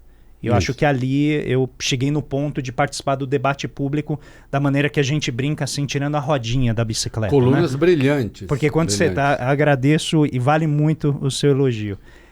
Quando você está, às vezes, só nas redes sociais... Brilhantes, eu pensava em te entrevistar desde aquele tempo. Eu só não convidei, porque eu falei, fica colunista da Folha, entrevistando colunista da Folha, fica um pouco estranho. Hoje que eu não sou mais colunista da Folha, nem você aí então fica mais tranquilo. A gente tirou essa barreira. Exatamente. E tem uma coisa, quando você está apenas ali no seu canal, com a tua audiência falando, é algo que você está um pouco mais protegido, ainda que de vez em quando vem o hater ali, né? Compartilhar o amor dele para você. Eles adoram. Porque é um amor, né? Hoje. É um amor. Fica com uma frase, não perca o fio, que é minha, não é do Nelson Rodrigues. Ive, é minha frase. O ódio é muito mais fiel do que o amor. Não tenho dúvida. Sem dúvida. Não, é só você ver o seguinte. Não, porque quem ama, olha do lado, fala, nossa, que pessoa gostosa. Pensa ao menos, mas ainda não vai fazer nada. Às vezes você não pode nem achar a pessoa gostosa? Pode. Às vezes mas o amor... Agora, ódio não. Ódio não desvia o foco. Rapaz, nunca, assim. Não, às vezes eu te odeio todas as horas do dia. Tem esculhambação. A gente é esculhambado a 1h15 do programa. Ou seja, o hater assistiu 1h15 da gente fazendo isso aqui. Não, é o mais fiel, é o mais fiel. E quem esculhamba antes do programa começar? Janema, o programa acabou de começar. Vem vocês! Valfrido, é inacreditável. O ódio é muito fiel. Pra pessoa encontrar o ódio é comovente. O detalhe que você errou numa conversa de 3 horas. Como é que pode? Ela tem que prestar atenção como ninguém que gosta de você vai prestar atenção. Sim, você falou certo. Eu faço rádio... Eu nunca assisti isso aqui 1h15. Meninos, eu faço rádio todos os dias, 1h30. É claro que 1 hora você eu vai troco... escorregar na maionese, claro. Não, e nem erro de conceito, às vezes erro de nome. Claro. Você tá lidando com 2 nomes, você tá falando, você troca. Óbvio. Aí o cara vai lá e fala assim, aí, idiota, trocou o nome e tal. Isso. Ele estava acompanhando, esperando, na lupa. Milimetricamente, esperando você dar uma escorregada. Exatamente. Ele é um te puta ama, fã. ele é fascinado por você, ele é ninguém louco presta por mais você. atenção em você do que quem odeia. O ódio é fiel. É. O amor pode não ser tanto. O amor é meio distraído às Confia, vezes. né? Se distrai um pouquinho. Tudo bem, me ama mesmo. Eu também amo. Não precisa curtir pra assistir 1h15 do cara. Mas o meu por você, amor, ele é tem algum defeito. Agora engajado. o ódio ali, o ódio é fiel, o ódio é obcecado. O ódio ali, ele é companheiro. Exatamente. Ele tá ali com você. Ele é direto, dedicado. Ele é dedicado, tal. E eu acho que foi isso. Rômulo, vem pra cá, meu amigo. Vem cá, vem. Eu acho que foi isso que me deu. Foi me dando um pouco de calo para aguentar quando eu fui para a Folha, né? Porque quando você vai para um jornal do tamanho da Folha, você está muito exposto, né? A exposição. Então, acho que foi muito importante ali para mim. Foi um momento que eu acho que eu comecei a conhecer mais pessoas e eu ampliei o meu hall, né, de contatos, de debate, e acho que isso foi muito importante. E eu acho que, de certa maneira, exatamente essa participação que eu tive no debate público que eventualmente levou o ministro Fernando Haddad a entender que eu tinha as qualificações para poder representar o Brasil no FMI. Então, eu represento as autoridades brasileiras, muito embora eu seja um funcionário do Fundo Monetário Internacional. Então, eu sou como um agente deles. A gente poderia até dizer que eu sou um advogado das autoridades brasileiras e dos 10 países que compõem a cadeira que o Brasil representa. Então, além... O longa-manos do Brasil. Aliás, vamos explicar direito. Qual é o nome desse cargo que você ocupa? Você é um diretor executivo do Brasil no FMI. E de mais 10 países. E de mais 10 países. Então, assim, você é um diretor executivo do Brasil, mais 10 países no FMI. Quem te escolheu? É cargo público isso? Quem pode te demitir, quem não pode? O que você faz lá? Então, eu sou funcionário de um órgão multilateral, que seria equivalente a um órgão público, só que em escala internacional. Transnacional. Isso. Então, ele não tem dono, ele está num espaço jurídico específico, né? Você não é um funcionário público? Não, eu sou um funcionário de um organismo internacional. De um organismo internacional. Eu fui indicado pelo governo brasileiro, mas eu não represento as opiniões, as ações do governo brasileiro. Patrão, digamos, seu contratador é o FMI. É o FMI. É uma organização internacional. Isso. Então, como um diretor executivo... Direito público internacional. E isso é importante explicar. Eu faço parte de uma junta de diretores que representa os 191 países que são membros do fundo. Então, o fundo funciona como uma cooperativa de crédito. Ele só empresta dinheiro e só presta serviço para os seus membros. Isso. Os seus membros fazem uma doação na forma de uma cota, né, que eles depositam reservas internacionais, pode ser na sua própria moeda, pode ser na moeda forte no dólar, e eles têm uma cota ali. E essa cota se traduz, não perfeitamente, em poder de voto. Essa junta de diretores supervisiona a gestão, que vocês já devem ter ouvido, a Kristalina Georgieva, né, que é uma economista, ela é diretora-gerente. e a gestão é quem toca o FMI no dia a dia, tem o seu plano, tem projeto, avança, sua agenda e tal.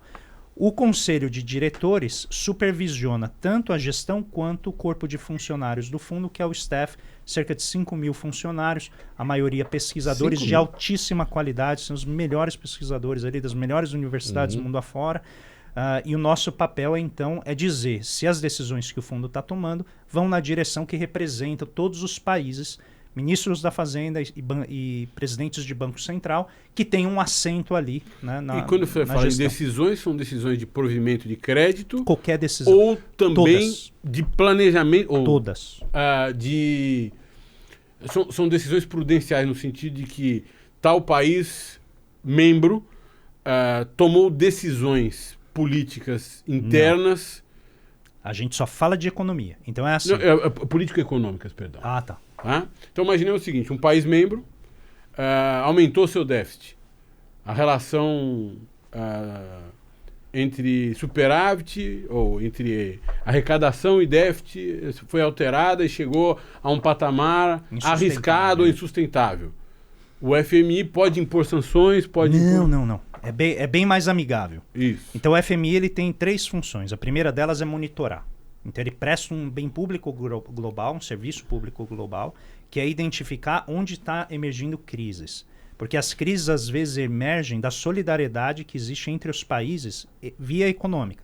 Como eu compro de você e exporto para você, se você tiver uma crise, você me afeta. Então às vezes tem problemas que nascem do fato de eu vender para você um produto muito caro, você me vende um produto muito barato, isso gera uma dependência em você que forma uma dívida que eventualmente você não consegue pagar. Só que dependendo das suas redes de comércio, se você entra em crise, isso se esparrama. Então, parecido como era na pandemia, Entendi. O contágio. Então o FMI ele faz a análise global de monitoramento e a análise dos países. Então todo ano o FMI vai no país, senta com as autoridades, conversa com o setor privado. A gente teve, né, recentemente essa visita aqui. Curiosidade rápida, quando tem que dar um empréstimo para um país ou não tem que dar um empréstimo para um país? Então o monitoramento ajuda a entender Você isso. interfere nisso? Eu sou um dos votos. Você vota nisso? Isso, eu voto Quantos nisso. votos são, você sabe? Não, é porcentagem. O Brasil, a cadeira do Brasil tem em torno de 3%. 3%. Isso. Então, e aí você vota sim ou não, concede empréstimo ou não concede? Você fala... Quer dizer, você se manifesta. Porque tem um conjunto de valores que representa cada decisão, e é isso que a gente representa nas autoridades. Mas então tem essa primeira parte que é de monitoramento, e tudo isso passa pela junta diretiva. Então vamos analisar o Brasil. O corpo de funcionários apresenta isso para o board, eu levo a visão das autoridades, explico como as autoridades estão, as justificativas do Banco Central, do Ministério da Fazenda, o que eles estão tentando fazer, tal, mas representando o que o fundo quer, né, que seja feito, que é garantir estabilidade. Sempre reclamo que a gente interrompe demais, mas é muito rápido. Quando você dá a sua opinião, essa opinião é uma opinião sua ali? Não, você expressa uma opinião que você discutiu, sua?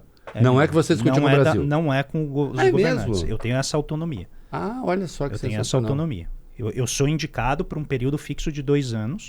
E ele é renovado. E é a sua opinião, sua análise ali. Da minha equipe. Pode divergir, eventualmente, de uma ideia que o Ministério da Fazenda aqui tivesse. Pode, porque...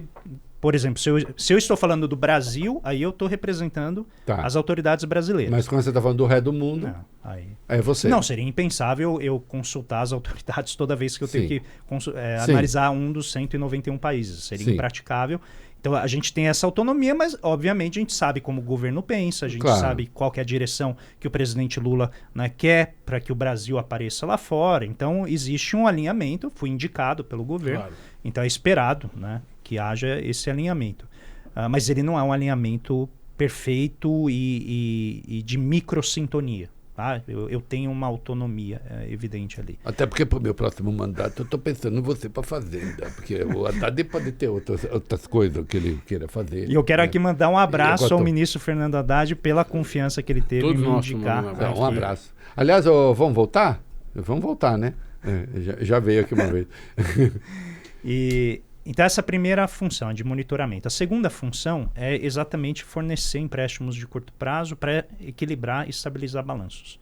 de pagamentos. Então o país está lá muito endividado, não tem dinheiro para comprar o que precisa, ele acessa o recurso do fundo, aí tem uma série de produtos financeiros que ele pode acessar, né, com diferentes regras e tal, e se ele começa a pegar muito dinheiro, aí vem a parte que a gente não gosta muito da história do fundo, começa a dizer, olha, tem que cortar aqui, tem que cortar ali. O fundo começa a impor condições.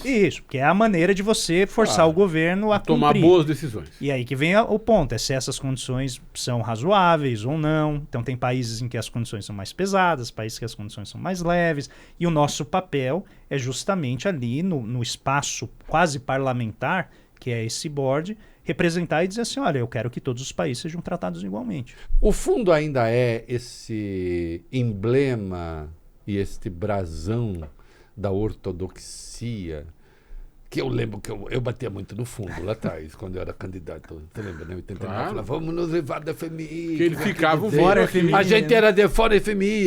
Eu mesmo fiz muito fora. O Reinaldo fez muito fora FMI, que ele era me enchia o saco lá dentro do sindicato, fora FMI. Que eu lembro a campanha do Lula, né? A gente, como é que é? Antes o FMI exigia que a gente fizesse coisa, hoje a gente dá dinheiro para o FMI.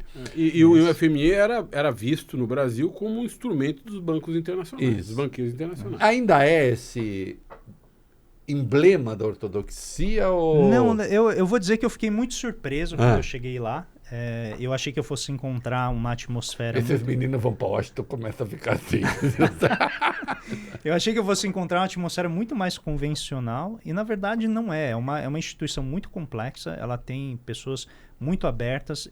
A gente trabalha também na dimensão da política interna do fundo, por exemplo, políticas de contratação. Como que a gente pode melhorar a contratação de economistas com visão mais diversificada, que tem diferentes caminhos metodológicos, né? Economistas ecológicos, economistas feministas, economistas, por exemplo, heterodoxos, keynesianos, mas que tenham... Tem. Mas que tenham uma qualidade técnica, né? Que saibam usar as ferramentas que o fundo historicamente é reconhecido por utilizar e fazer isso bem. Eu acho que isso é algo que até ajuda aqui para toda a audiência a dizer, os heterodoxos, né, muitas vezes são chamados de economistas que não gostam de fazer conta. Isso é uma mentira. É uma mentira, não é nem falácia, é mentira histórica, porque o Keynes era matemático, a John Robinson também era matemática, né, gostavam muito de estatística, não existe essa história de que heterodoxo não gosta. Aliás, o Keynes às vezes fica parecendo que o principal problema dele não é não saber fazer conta, é que ele gostava de literatura e conseguia e vivia entre literatos. Não, a ideia de que ele fosse uma besta quadrada, não, ele em matemática é uma burrice, é um absurdo. Não, Maria da Conceição Tavares era o cara que salvou o pós-guerra, vamos catar coquinho, pô. Não, o próprio Hayek, que é, né, um dos mais enaltecidos na escola austríaca, ele estudava estatística, econometria, o que são essas ferramentas muito técnicas, profundas, mas enfim, tem tudo isso lá. Então, o fundo é de fato uma instituição muito complexa. Vocês saem para jantar, para tomar um esquinho e fica aquela mistura de ortodoxo, heterodoxo, fica aquele negócio de ninguém é de ninguém. Não, amor, não fazemos. Todo mundo doidão. Ninguém vai saber quem é a Ive, mas a Ive está ali. Belíssima Ive. Ive Bragiato, minha esposa maravilhosa. Maravilhosa. Tá aqui, que já deixe claro, advogada. Não é isso. Agora, eu quero saber como é que esse negócio fica ortodoxo, heterodoxo, ninguém é de ninguém, essa salada, essa mistura. Ive. Todo mundo cantando a maçã lá no... Cantando a maçã do Raul Seixas. Como é que é esse negócio? É uma micareta intelectual. Tem essa convivência? Não, tem uma convivência, mas ela é muito focada nas atividades do fundo. Tá. E aqui, eu acho que é importante isso que você levantou, porque eu acho que o estigma que o fundo tem a ver com a história dele, numa época que eu acho que ele era, de fato, mais duro, porque você tinha toda aquela atmosfera do consenso de Washington, das reformas estruturais, que foi o período que a gente viveu. Eu acho que agora o fundo se flexibilizou bastante. Meu Deus, tem uma economista que era do fundo, que era demonizadíssima, que como eu não vou lembrar o nome dela agora... sei lá, talvez... Anne Kruger. Não, é uma outra. Talvez há 10 anos eu lembrasse. Mas de qualquer modo ela era... Que é prima do Fred Krueger. Foi a prima do Fred Krueger, né, da Serra Elétrica. Gente, eu tô rindo aqui, mas é de respeito, né? Serra Elétrica é o Jason. Não confunda. Não confunda. O da Serra Elétrica é o Jason. É o Jason. É o da Sexta-feira 13. O Fred Krueger é o da unha. É o da unha. Ah, da unha. O da máscara quem que é? O Jason. Ah, não, o Fred Krueger. Tá falando. Mas tem essa convivência plural e tal. Não, é só aqui que a gente pode misturar Fred Krueger e FMI. No mesmo espaço. Nós somos. E ainda, o Jason também. Não, é por isso. Se esse programa pudesse, ele deveria ser enquadrado. Literalmente. Mas... E ainda o Keynes, e ainda podemos falar da Virginia Woolf, né? Exato. Aí fica picante bom demais. Aí fica Opa, era maravilhoso. Porque o Keynes, ele não era também... Não era brincadeira, não. O Keynes não veio ao mundo para dar selinho. O Keynes não. Keynes não veio ao mundo para dar selinho. Veio ao mundo para dar beijo de língua. Quem quiser entender isso que o Reinaldo está falando, procure um livro que se chame O Preço da Paz. Isso. Que ele vai contar essa história dos anos 20 e 30 do John Maynard Keynes. Isso, certamente um homem muito livre de regra. Isso mesmo, maravilhoso, espetacular, diga-se de passagem. Professor, eu adoro sempre a Susan Sontag escreveu A Doença como Metáfora, que é um livrinho, não sei se você leu, maravilhoso, né? Sempre que você tem que falar de o mundo está acabando, usa câncer. Tem um câncer, e ela teve câncer, ela escreveu esse livrinho, é uma coisa pequena, preciosa. E no Brasil também tem a doença como metáfora. O Brasil está na UTI. Tem até uma pessoa de que eu gosto em algumas opiniões, mas assim, o tempo todo a economia brasileira está no UTI, nós estamos morrendo, está acabando. Tem muita gente torcendo por isso. Nossa. Quantidade de gente. E você não torcendo. sabe? E tem uma coisa que o Reinaldo chama extremismo de centro, que são os extremistas de centro, que querem acabar comigo. Fala assim, chega de Bolsonaro, chega de Lula. O Tarcísio é extremista de centro. Só não combinaram com o povo. Você não precisa falar de Tarcísio, não. Esse é o Reinaldo que está falando. O que eu quero saber é o seguinte... O Brasil está... A economia brasileira está no UTI, nós estamos acabando. A percepção que se tem lá fora, você está lá fora. Lá nesse negócio dos Keynes ali, tudo misturado. A percepção... Não, só um ponto. Um dos criadores do Fundo Monetário Internacional é... Okay. John Maynard Keynes. Exatamente. Exatamente. O FMI foi depois do... Ele perdeu. Mas foi depois de um porre que ele tomou. E só para dizer, na antessala de onde a gente se reúne, tem um busto do Keynes e tem um busto do Harry Dexter White, que foi o representante americano que acabou levando... emplacando ali o modelo. E o Keynes teve essa ideia depois de uma noitada com a Virginia Woolf, que eles ficaram discutindo literatura, naturalmente. Esse FMI é o filho do Curupira com o Saci Pererê, viu? O Brasil está à beira do abismo, está na UTI. Eu acho muito importante você levantar isso, Reinaldo, porque a gente estando lá... Que a gente lê na imprensa brasileira, a impressão que se tem é essa. A impressão que está é essa. Então eu vou dividir em duas partes essa resposta. Primeiro, eu estando lá, a gente tem acesso a todos os países, porque a gente acompanha os relatórios de cada país, e o Brasil brilha. Brilha porque a gente agora, nesse ano, chegou a um déficit quase zero, e ali você vai olhar a Europa, déficit médio fiscal é de 3,5, 4, você olha os Estados Unidos, nem se fala, está com um déficit monumental.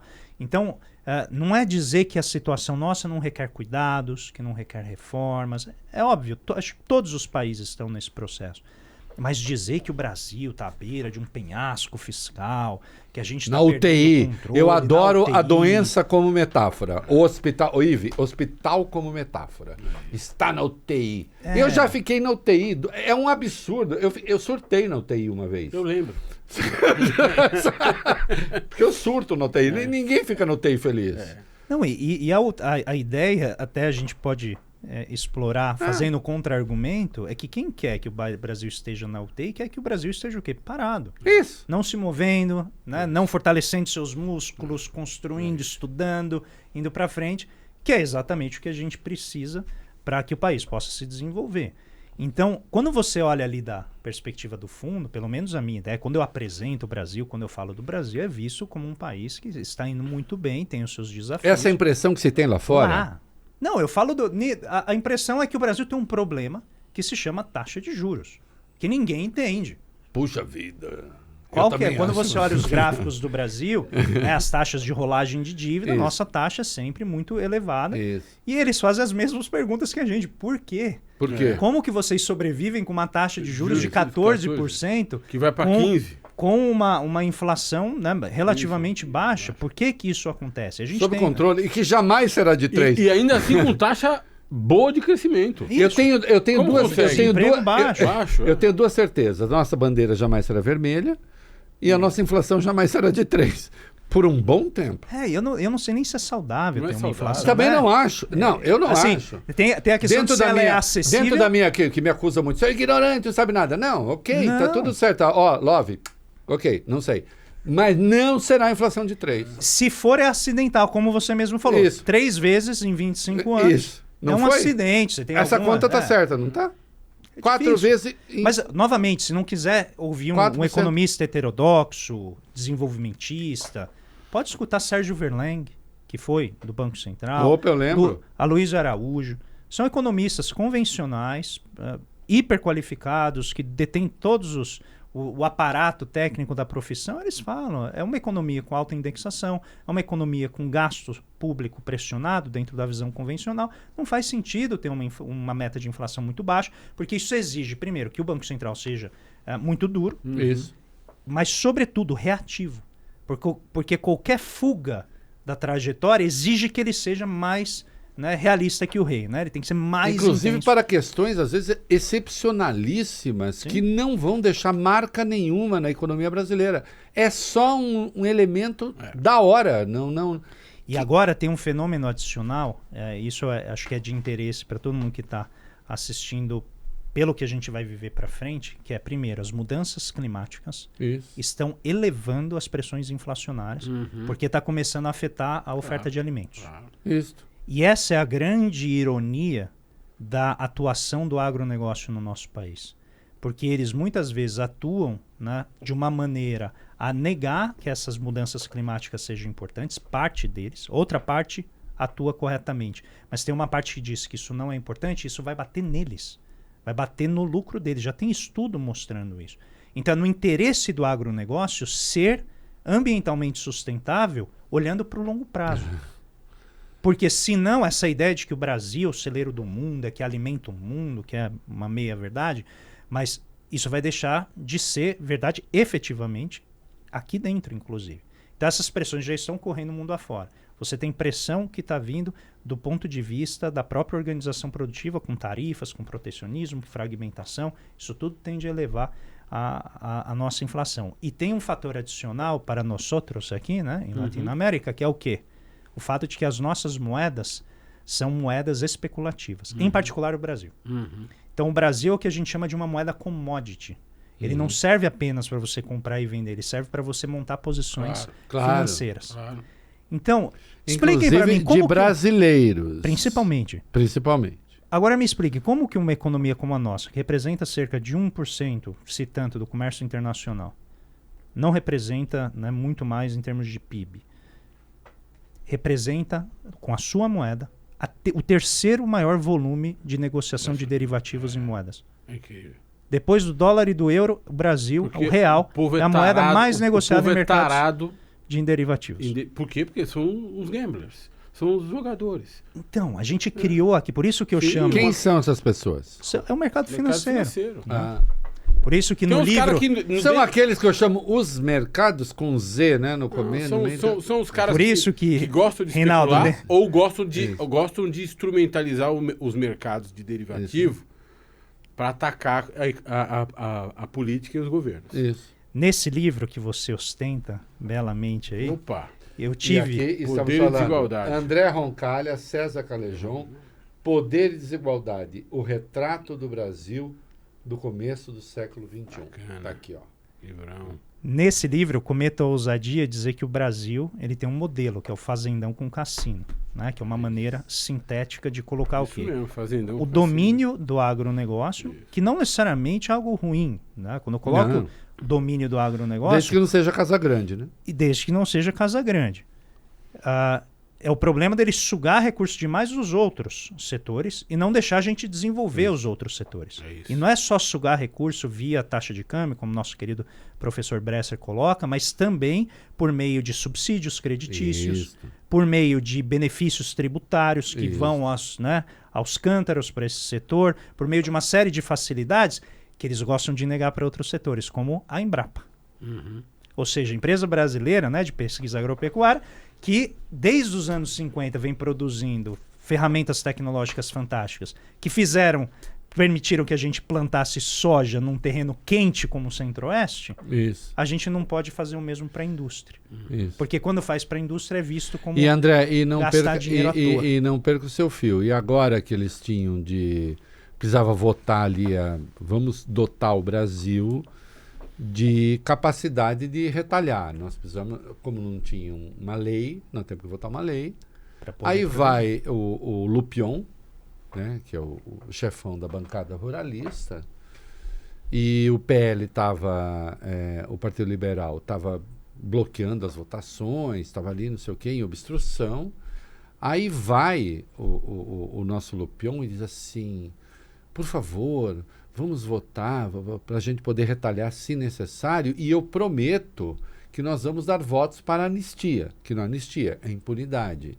Ou seja, a bancada ruralista estava se ajoelhando aos pés de Bolsonaro, que estava defendendo justamente as tarifas do Trump, que é o hospício.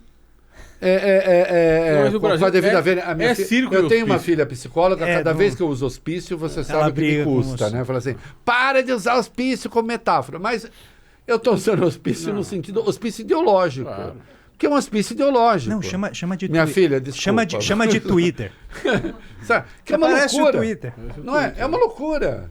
Não é? Porque, afinal de contas, essa gente é, inclusive, monopolista da água brasileira, se a gente quiser discutir. Você imagina? E esse é o ponto. A acumulação de riqueza que se faz, ela começa a se espraiar... Que nem vem para o Brasil, fica lá fora. Ela começa a se espraiar para outros setores, isso se torna controle efetivo, monopólico ou via o controle político, e fica muito mais difícil de você mudar a estrutura produtiva. E aí vem a parte do cassino, né? Então é uma economia. Quando você não desenvolve, quando as pessoas não têm a capacidade de ter um bom emprego, elas não conseguem crescer na vida, estudar, ter a remuneração, né? No livro eu mostro assim como que as pessoas estudam por 4, 5 anos, chega no mercado, ganha o salário de quem fez ensino médio. Porque não tem emprego para remunerar essa pessoa. Aí vem e fala, a gente não tem mão de obra qualificada. Tem. O problema é que o mercado que a gente tem aqui não reconhece essa mão de obra. Paga mal também. Paga mal. Não cria um emprego que pode usar essa mão de obra. Porque a economia não tem sofisticação nenhuma, não tem complexidade. E aí é muito importante deixar claro, a culpa não é do empresário pequeno que está abrindo a sua lojinha e quer crescer. Não, o sistema é assim. Ele é montado dessa maneira. E aí numa situação como essa, em que você não tem emprego, você não tem estabilidade, o que você começa a pensar? Apostar. Apostar. Você quer apostar, você precisa chegar lá. A bolsa se torna um ambiente para você enriquecer facilmente. Aí vem o Bitcoin, aí vem, né, as plataformas de investimento, o tigrinho, né, as bets. E tudo se torna um regime em que, como você já está desesperançoso, tudo que você tem, você já tem um não. Então você vai tentar. Só que o problema é que as pessoas esquecem que, às vezes, para tentar, elas têm que ter crédito. Elas se endividam e jogam numa loteria e perdem tudo. E aí ficam com a dívida sem ganhar nada e tem sempre aquele coach ali dizendo, tenta de novo. Uma hora você consegue. E que foi o que me levou para as redes sociais. E que se você não era para combater e se você não conseguia porque você não acreditou bastante. Não acreditou bastante, não se esforçou bastante, não investiu bastante. Professor, a gente está chegando quase que ao fim e eu tenho 2 perguntas. Vou fazer uma delas e depois, se tiver tempo... Reinaldo, deixa eu só concluir a questão da moeda, porque tem a ver com esse esquema. Então, o nosso país, ele tem esse arranjo, que é um arranjo difícil de fugir, é um equilíbrio ruim. Ele tem uma atração. Tá difícil sair daqui. Por isso você precisa de política pública, política industrial, precisa pensar o modelo de negócios do país, tudo isso. Mas a nossa moeda, ela é altamente sensível ao que ocorre lá fora. Então, como ela é uma moeda que é usada para fins especulativos, a gente chama uma moeda de alto beta. O que significa? Qualquer movimento que ocorre lá fora, aqui é 2 vezes mais intenso. Esse é o número, é 2. Então, se o dólar Né? Você tem um movimento do dólar de 1%, aqui varia 2%. O beta é de 2, né? Isso significa que é uma economia muito volátil do ponto de vista cambial. Agora, o que produz riqueza e inovação no país? Exportações. Se você é um exportador, você está olhando lá 20, 30 anos à frente para dominar um mercado, a tecnologia, você pode viver nesse mundo em que o câmbio fica... Que é exatamente tua fonte de dinheiro. O mínimo de é o câmbio. Claro. Se o câmbio fica pulando, oscilando, ele vai para 6, cai para 5, sobe para 7. Tô rico, tô pobre, tô rico, tô pobre, tô rico, tô pobre. É muito difícil. Então você não consegue desenvolver o setor exportador por falta de estabilidade cambial. Né? Ou às vezes de nível. Né? Às vezes o nível do câmbio é muito baixo e aí tudo que você precisa usar para produzir é tão caro que o teu produto fica muito caro, você não consegue prosperar a hora que você vai vender lá fora. Então esse arranjo, apenas para dar, né, uma introdução, é algo muito difícil de escapar. Em novembro do ano passado, eu assisti a um dos movimentos mais canalhas que aconteceu no país. Muita gente fala, não foi movimento especulativo e tal. O fato é o seguinte, o governo apresentou uma proposta de controle de gastos com um negócio importante, porque o reajuste do mínimo ali foi um troço muito importante, inclusive politicamente, teve um peso para o governo isso. Sim. Isso tem um custo, inclusive a popularidade do Lula. Né? E junto veio a disposição, porque não era um projeto ainda, da isenção do imposto de renda para quem ganhasse até 5 mil. E eu lembro, um dos maiores jornais do país manteve por 48 horas um texto de uma senhora dizendo que era isenção para quem ganhava até 5 mínimos. E toda a conta que ela fez foi para quem ganhasse até 5 mínimos. Não, era até 5 mil. E eu lá como leitor anônimo mandei, tá errado, não é isso não. Porque eu não vou ficar corrigindo coleguinha. Já não tem uma boa fama em certas áreas. Sabe? Ive, não posso. Né? Ive, a primeira mulher que está aqui, mulher dele. Não posso fazer isso. Né? Disse, não é 5, né, mínimos. Que inclusive com o aumento do mínimo ficava ainda maior. Maior, né? Você imagina. Né? Disse, não, 5 mil. E aí o dólar chegou a 6,30.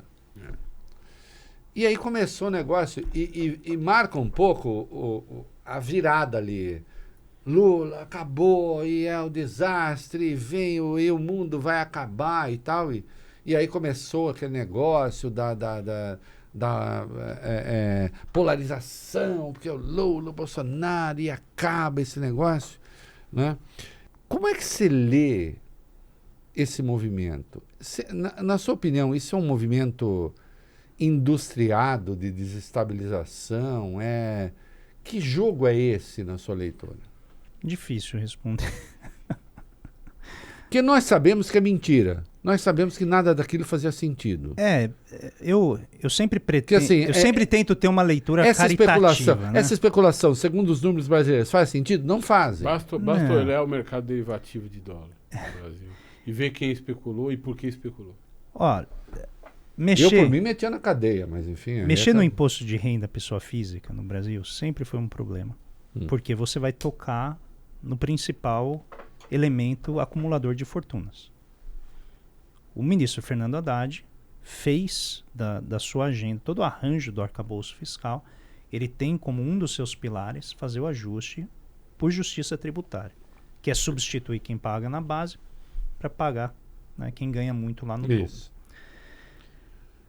No Brasil, a gente tem cerca de 15 a 20 pessoas que ganham mais de R$1 bilhão por ano. A gente está falando de renda... Eu e você estamos nessa lista, né? A gente está nessa lista, mas a gente... Se preparem para a reação agora. A gente é pessoa boa.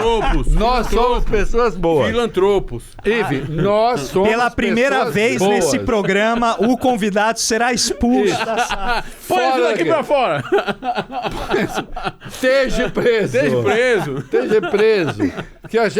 Porque nós somos pessoas boas. Claro. Nós doamos. O cara fica fazendo esses comentários inconvenientes. Esses comunistas, porra. Então a proposta, ela tinha um caráter que era interessante, mas num timing, né, num momento político inadequado. Então, quando vem a proposta de isentar os 5 mil, naturalmente, de onde vai sair o dinheiro para eu isentar, né, as pessoas que ganham até 5 mil? Bom, eu tenho que tirar de cima, que é perfeitamente consistente com a agenda de melhorar a justiça tributária. Sim. fazer com que quem ganha mais pague mais. Mas isso é importante de frisar, porque quando a gente fala que quem está no topo vai pagar mais, a pessoa já pensa que o milionário vai perder a casa e vai morar na rua. Isso. Ai, coitado. Ele não vai. Eu vou pagar mais, o Valfrido vai pagar mais e a gente não vai morar na rua. Não vai acontecer nada. Vou continuar a tomar meu 5. E só para deixar claro, é assim, não é que a pessoa vai perder, ela vai ganhar a uma taxa menor. Eu fico indignado quando eu ouço um grande empresário reclamar disso. E eu ouço com muita frequência. Claro. Reclamar disso. Eu fico pensando, que mais dinheiro esse cara precisa? Pra que ele precisa de mais dinheiro? Eu fico assim, Não, e quando você olha os quando você olha os hábitos, sobretudo, quando você olha os hábitos no de país consumo, em que nós vivemos. Quando você olha os hábitos de consumo, você fala assim, não, e ele não vai parar de consumir nada daquilo. Mas não dá para usar mais que o par de sapatos. Mas o meu problema não é esse. O meu problema é quando um cara faz esse comentário sem observar que nós vivemos numa sociedade em que as pessoas passam fome ainda. Sim.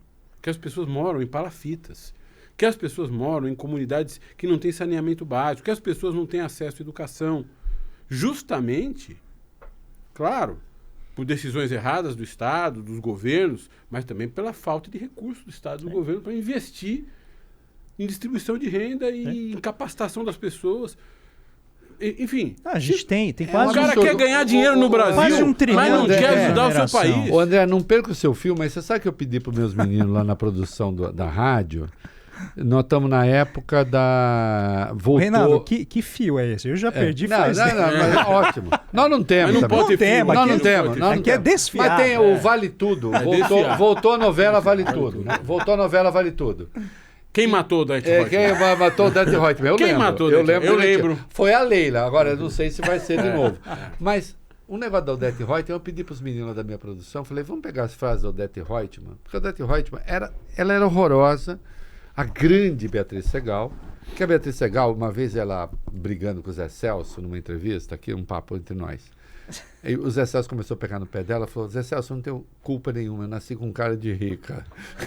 E nós sabemos a importância que ela teve, inclusive, a Beatriz Segal, em segurar e abrigar perseguidos da ditadura. O Serra foi um dos que foram abrigados pelo marido da Beatriz Segal. Mas tia do lutador de... aquele Steve Seagal. Isso. não é. Mas a Beatriz Segal... Mas tem as frases da Odete Reutemann que são sensacionais. Eu falei para os moleques lá da minha produção, os moleques não, os meninos, grandes meninos, PH, o Augusto. Eu falei, vamos pegar as frases da Odete Reutemann, lá atrás, faz 38 anos, e ela era uma pessoa horrorosa, né? E que era o horror do Brasil. Tem muita Odete Reutemann. Hoje, as Odete Reutemann têm voto. E tem Instagram e fala as mesmas coisas. Tem Instagram, estão nas redes. Falam abertamente. E estão eleitos. Tudo que ela falava, eu odeio esses brasileiros, esses mestiços, essa gente. Essa gente toda está aí, cara. Eleita. E falando essas coisas absurdas. Isso. E quando a gente vê os mercados, como eu escrevo, né, com Z e tal, acendo, as 2 Zs, falando...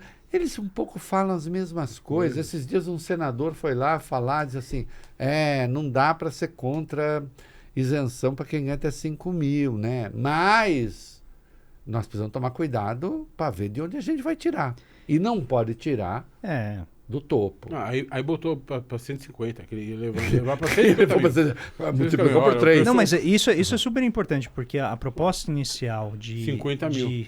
De começar a cobrar a partir de 50 mil não, mensais... e 10% não é com 50 mil, é a partir de 50 mil. Começa com 2, né? Isso, começa com 2 e chega a 10 para quem ganha acima de 1 milhão e um valor grande, lá, né? E aí a proposta agora é empurrar esse mínimo para 150 mil, né, para ajudar os empresários do Simples, né, que já recebem uma isenção não, né, uma redução tributária muito grande.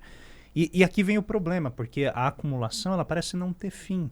Então uma pessoa, e isso é muito nítido quando você avalia os padrões de consumo das pessoas que ganham muito dinheiro, é isso que você falou, mesmo se ela tentasse consumir todo o dinheiro que ela tem, ela não conseguiria num espaço de um dia, né, da vida dela. É muito difícil. Então o propósito qual que é? É você acumular e obviamente o acúmulo de riqueza, ele traz poder político, ele traz poder social, né? Você comanda e... sensação de segurança. Só que aí vem um problema, né? Porque não era a proposta anterior. A proposta anterior de acumular riqueza era prosperidade. Claro. Isso. Quando ela passa a ser distorcida em poder político, ela começa a ameaçar os requisitos básicos da cidadania, da democracia, que é o que o Piketty, vários estudiosos da desigualdade veem, né, que a gente está vendo com algumas figuras, eu não vou mencionar o nome delas porque eu moro no país e eu quero continuar morando lá. Tem um monte de bilionário terrorista no Brasil, como tem em qualquer país. Então, a gente tem, né, uma situação aqui no Brasil que é a seguinte: se eu tentar tributar o topo, é muito fácil o topo reagir, porque o topo comanda uma fração grande dos deputados e senadores que vão dizer se eu posso tributá-los mais ou não. E hoje são donos de meios de comunicação. Não nos esqueçamos disso. Exato. A primeira parte do livro é exatamente a comunicação. Disso. Que é tão importante, porque mobiliza. Nós migramos de um modelo de venda de publicidade, de espaço publicitário, pulverizado, ou seja, dependência pulverizada, para um modelo de empresas de mídia com donos dentro do sistema financeiro. E o que é importante, Valfrido, é que isso é um sistema. E representados no Congresso Nacional. Isso. Sim. Isso é um sistema. A gente chama de uma organização estrutural da desigualdade. Não depende da vontade da pessoa. A pessoa entra nesse jogo e ela começa a fazer parte dele, ela reproduz o sistema e assim por diante. Porque você sabe o que ocorre muito comigo, Reinaldo? Eu recebo muita mensagem de pessoas da Faria Lima que vem o meu conteúdo e fala: André, eu adoro o seu conteúdo, eu quero largar meu emprego, quero ir ajudar a sociedade. Então eu falo: não, calma, porque esse é um sistema. Se você sair daí, outra pessoa vai entrar no teu lugar e o dinheiro que você está ganhando, você vai deixar de ganhar. Você sair daí não vai fazer com que a engrenagem com você. pare. E eu ainda não posso te oferecer uma alternativa. Faz uma rachadinha. E é importante. Vamos fazer um negócio bem bolado aí. Agora, você imagina, eu recebo muita mensagem de gente da Faria Lima, que são pessoas que trabalham ali na operação. Pessoas que estão infelizes. Eles olham aquilo, eles não é o tal da caricatura do Faria Limer, não é ele. Não é. Não é ele. Essa tadinho, figura, ele sai pra comer, essa figura ele que sai crê. pra comer no quilo. Isso. Ele anda na mesma pista ali do Fodão. Do Fodão, quer dizer, o Fortão do bairro Peixoto. Fodão pode? Claro. A Lília não está aqui hoje. Não, a Lília... Nossa, minha mulher fala, Fodão não pode. Ive, uma pena você não conhecer a Lília, é maravilhosa. O Fortão do bairro Peixoto, ele anda na mesma pista, mas ele vai comer no quilo, cara. Exatamente. Não é o mesmo lugar. Entendeu? E ainda que o outro come no quilo com ele, mas o que ele tem fora do quilo comparado com ele, não come no quilo. Quilo. Diferente. Então, mas o interessante é isso, porque essa pessoa, ela vê que ela faz parte do sistema, mas ela não é a mais beneficiada. Ela vê que é instrumento. Atenção, ela recebe um salário baixo. Ela é do ecossistema. Isso, do ecossistema. Ela não é do sistema. Ela não está no topo, ela não está recebendo ali, né? E aí, por que isso é importante? Porque quando a gente mexe nesse setor, a reação deles é muito estridente. Então, é um hamster. E é uma gente poderosa. É um hamster em busca do bônus. A tua pergunta inicial aqui no Bloco Brasil, que é por que a visão é de que o Brasil está indo para o buraco? Porque o que a gente fica escutando é a visão que esse grupo, essa classe, cuja existência, percepção de existência material é limitada, circunscrita pelo que acontece no mercado de ativos. Isso. Então, ele vê a vida dele, se ele está ganhando ou perdendo. Se ele está perdendo mais do que ele está ganhando, está tudo ruim. Isso. E não vamos nos esquecer que isso aconteceu, inclusive com governos que eram reconhecidamente alinhados a esse grupo social. Claro, mas começava a perder, tá errado. Vamos Brasil bombardear. tá indo mal. Essa gente quebrou as pernas do Temer, nós cara. temos que daqui a pouco o governo Temer não foi um governo hostil a eles, nós temos mas que eles terminar, perderam. não porque a gente quer, mas porque nós estamos... Pessoal, os ricos da Faria Lima estão aí na porta ameaçando quebrar tudo. Eu quero fazer só uma pergunta, porque é o seguinte, a Ivy me falou que ela está gostando muito de Washington. Está gostando. A Ivy falou isso? Ela falou para mim. Você já comprou o seu Gold Card ou Trump Card? Eu ainda não comprei. Vai comprar? Mas sabe o que eu posso comprar? O tênis do Trump. Tem tênis? Ele tem um tênis de cano alto Com a foto dele com o punho levantado, com a orelha rasgada com um tiro. Tênis de cano alto? É. Ai, como tem gente cafona. Tem o boné, você pode comprar. Tem o boné com a foto, com Make America Great Again. Mas é impressionante o ecossistema de produtos que ele gerou. Assim. Claro. Você vai nos aeroportos... Ele ganhou 400 paus. 400 paus quer dizer 400 milhões de dólares. Depois que ele... Vocês viram essa conta? Sim.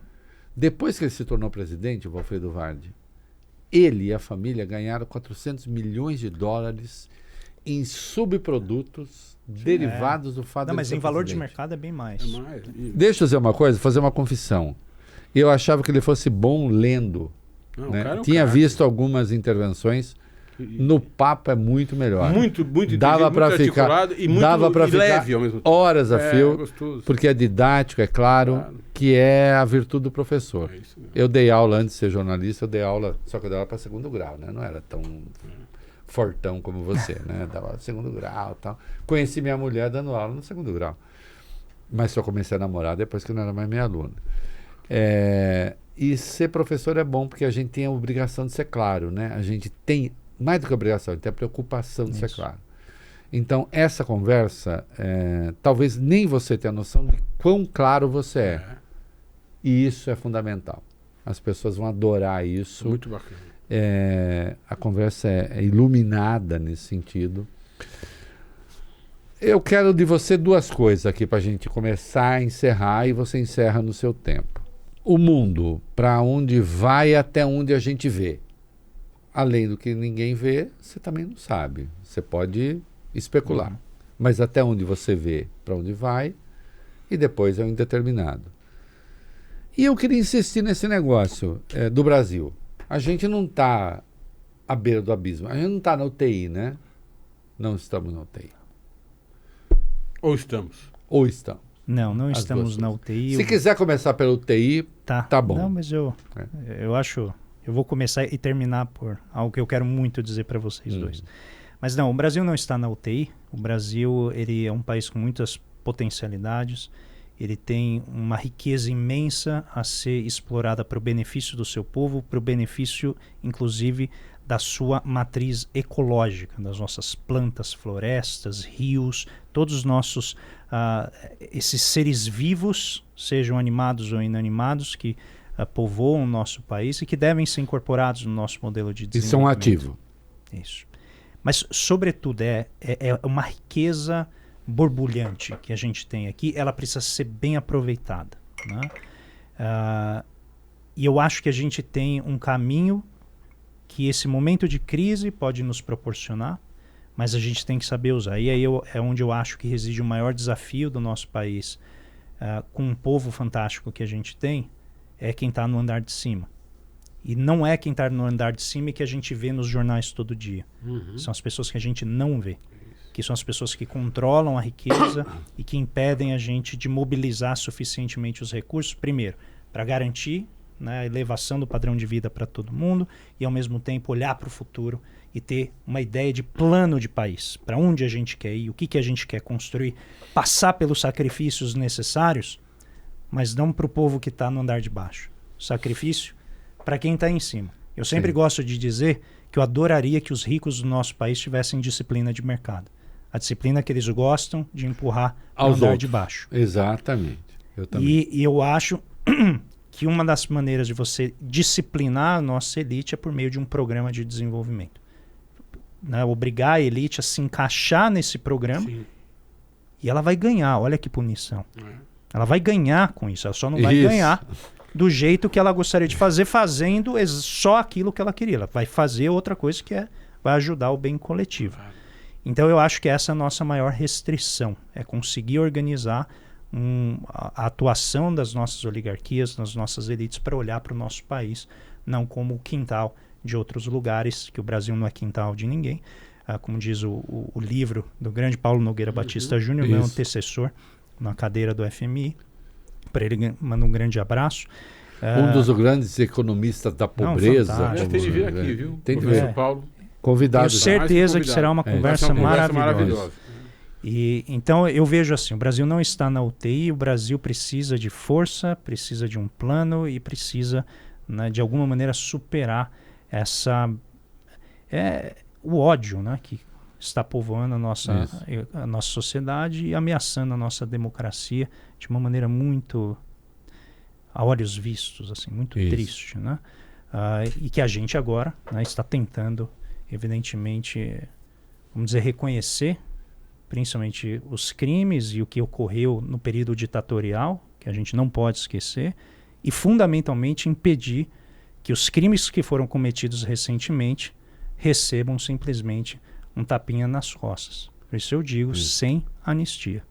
E é muito importante, e eu quero aqui terminar dizendo, Reinaldo, que eu comecei a te ler na primeira leitura. Olha só, antiga, né? Eu me lembro da primeira leitura. É que ou ele é muito novo ou você é muito velho. O tio é velho e ele é novo. Ou as duas coisas. E Valfrido, eu vou dizer, eu lia o Reinaldo e eu falava assim, não é possível ter tanto conhecimento numa pessoa. Eu penso... Não, eu tô sendo sincero. Eu não tenho por que te dizer isso, a não ser verdadeiramente o que eu quero dizer em seguida. E eu li, eu falava assim, é impressionante como alguém consegue, né, articular conhecimento. Eu vi os seus blogs, você debatendo com os economistas. Se você vai lembrar do Mané de Berkeley. Eu lembro. E eu li aquilo e eu falava assim, que erro um economista tentar enfrentar o Reinaldo Azevedo daquela maneira. Puta, eu lembro dessa história. Não vamos detalhar. Não vamos aprofundar, mas eu li aquilo. Então, para mim, eu receber, né, o seu elogio, a fala que você falou para mim aqui, sim, estar aqui na presença do Valfrido com essa conversa fantástica, eu tenho que concordar com você. Esse é o ápice da minha carreira. Mentira. Não é. Olha só. Professor André Roncalha, essa simpatia, um grande intelectual, grande pensador. Nós temos muita honra de entrevistá-lo aqui. O Brasil está passando por alguns transes, alguns momentos e tal. Eu já passei por outros, né? Eu sou mais velho aqui, né? Esses meninos estão aqui. A velhice é a sabedoria? Não é. Eles provam que não é, né? E eu também provo que não é, né?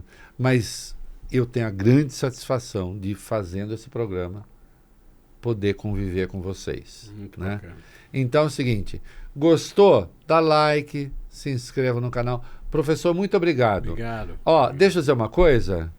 Fiquei com vontade de ser seu amigo. Quer ser meu amigo? Já somos. Então pronto, já sou seu amigo, já somos amigo da Ive. Nós podemos fazer um trisal aqui? Esse trisal é uma coletiva, é um coletivo aqui. Sensacional. Nós somos mais coletivos do que era o Keynes no tempo. Eu nunca perco o fio, né? Mais coletivo do que o Keynes no tempo da Virginia Woolf, né? Aquele no grupo de Bloomsbury. Exatamente. Tudo acontecia. Economia, literatura, sabedoria, filosofia. Professor, muito obrigado. Nós queremos fazer outras como essa, né? Olha, é um presente para aqueles que nos acompanham. Se inscreva no canal, tá bom? É isso aí. Obrigado, professor. Obrigado.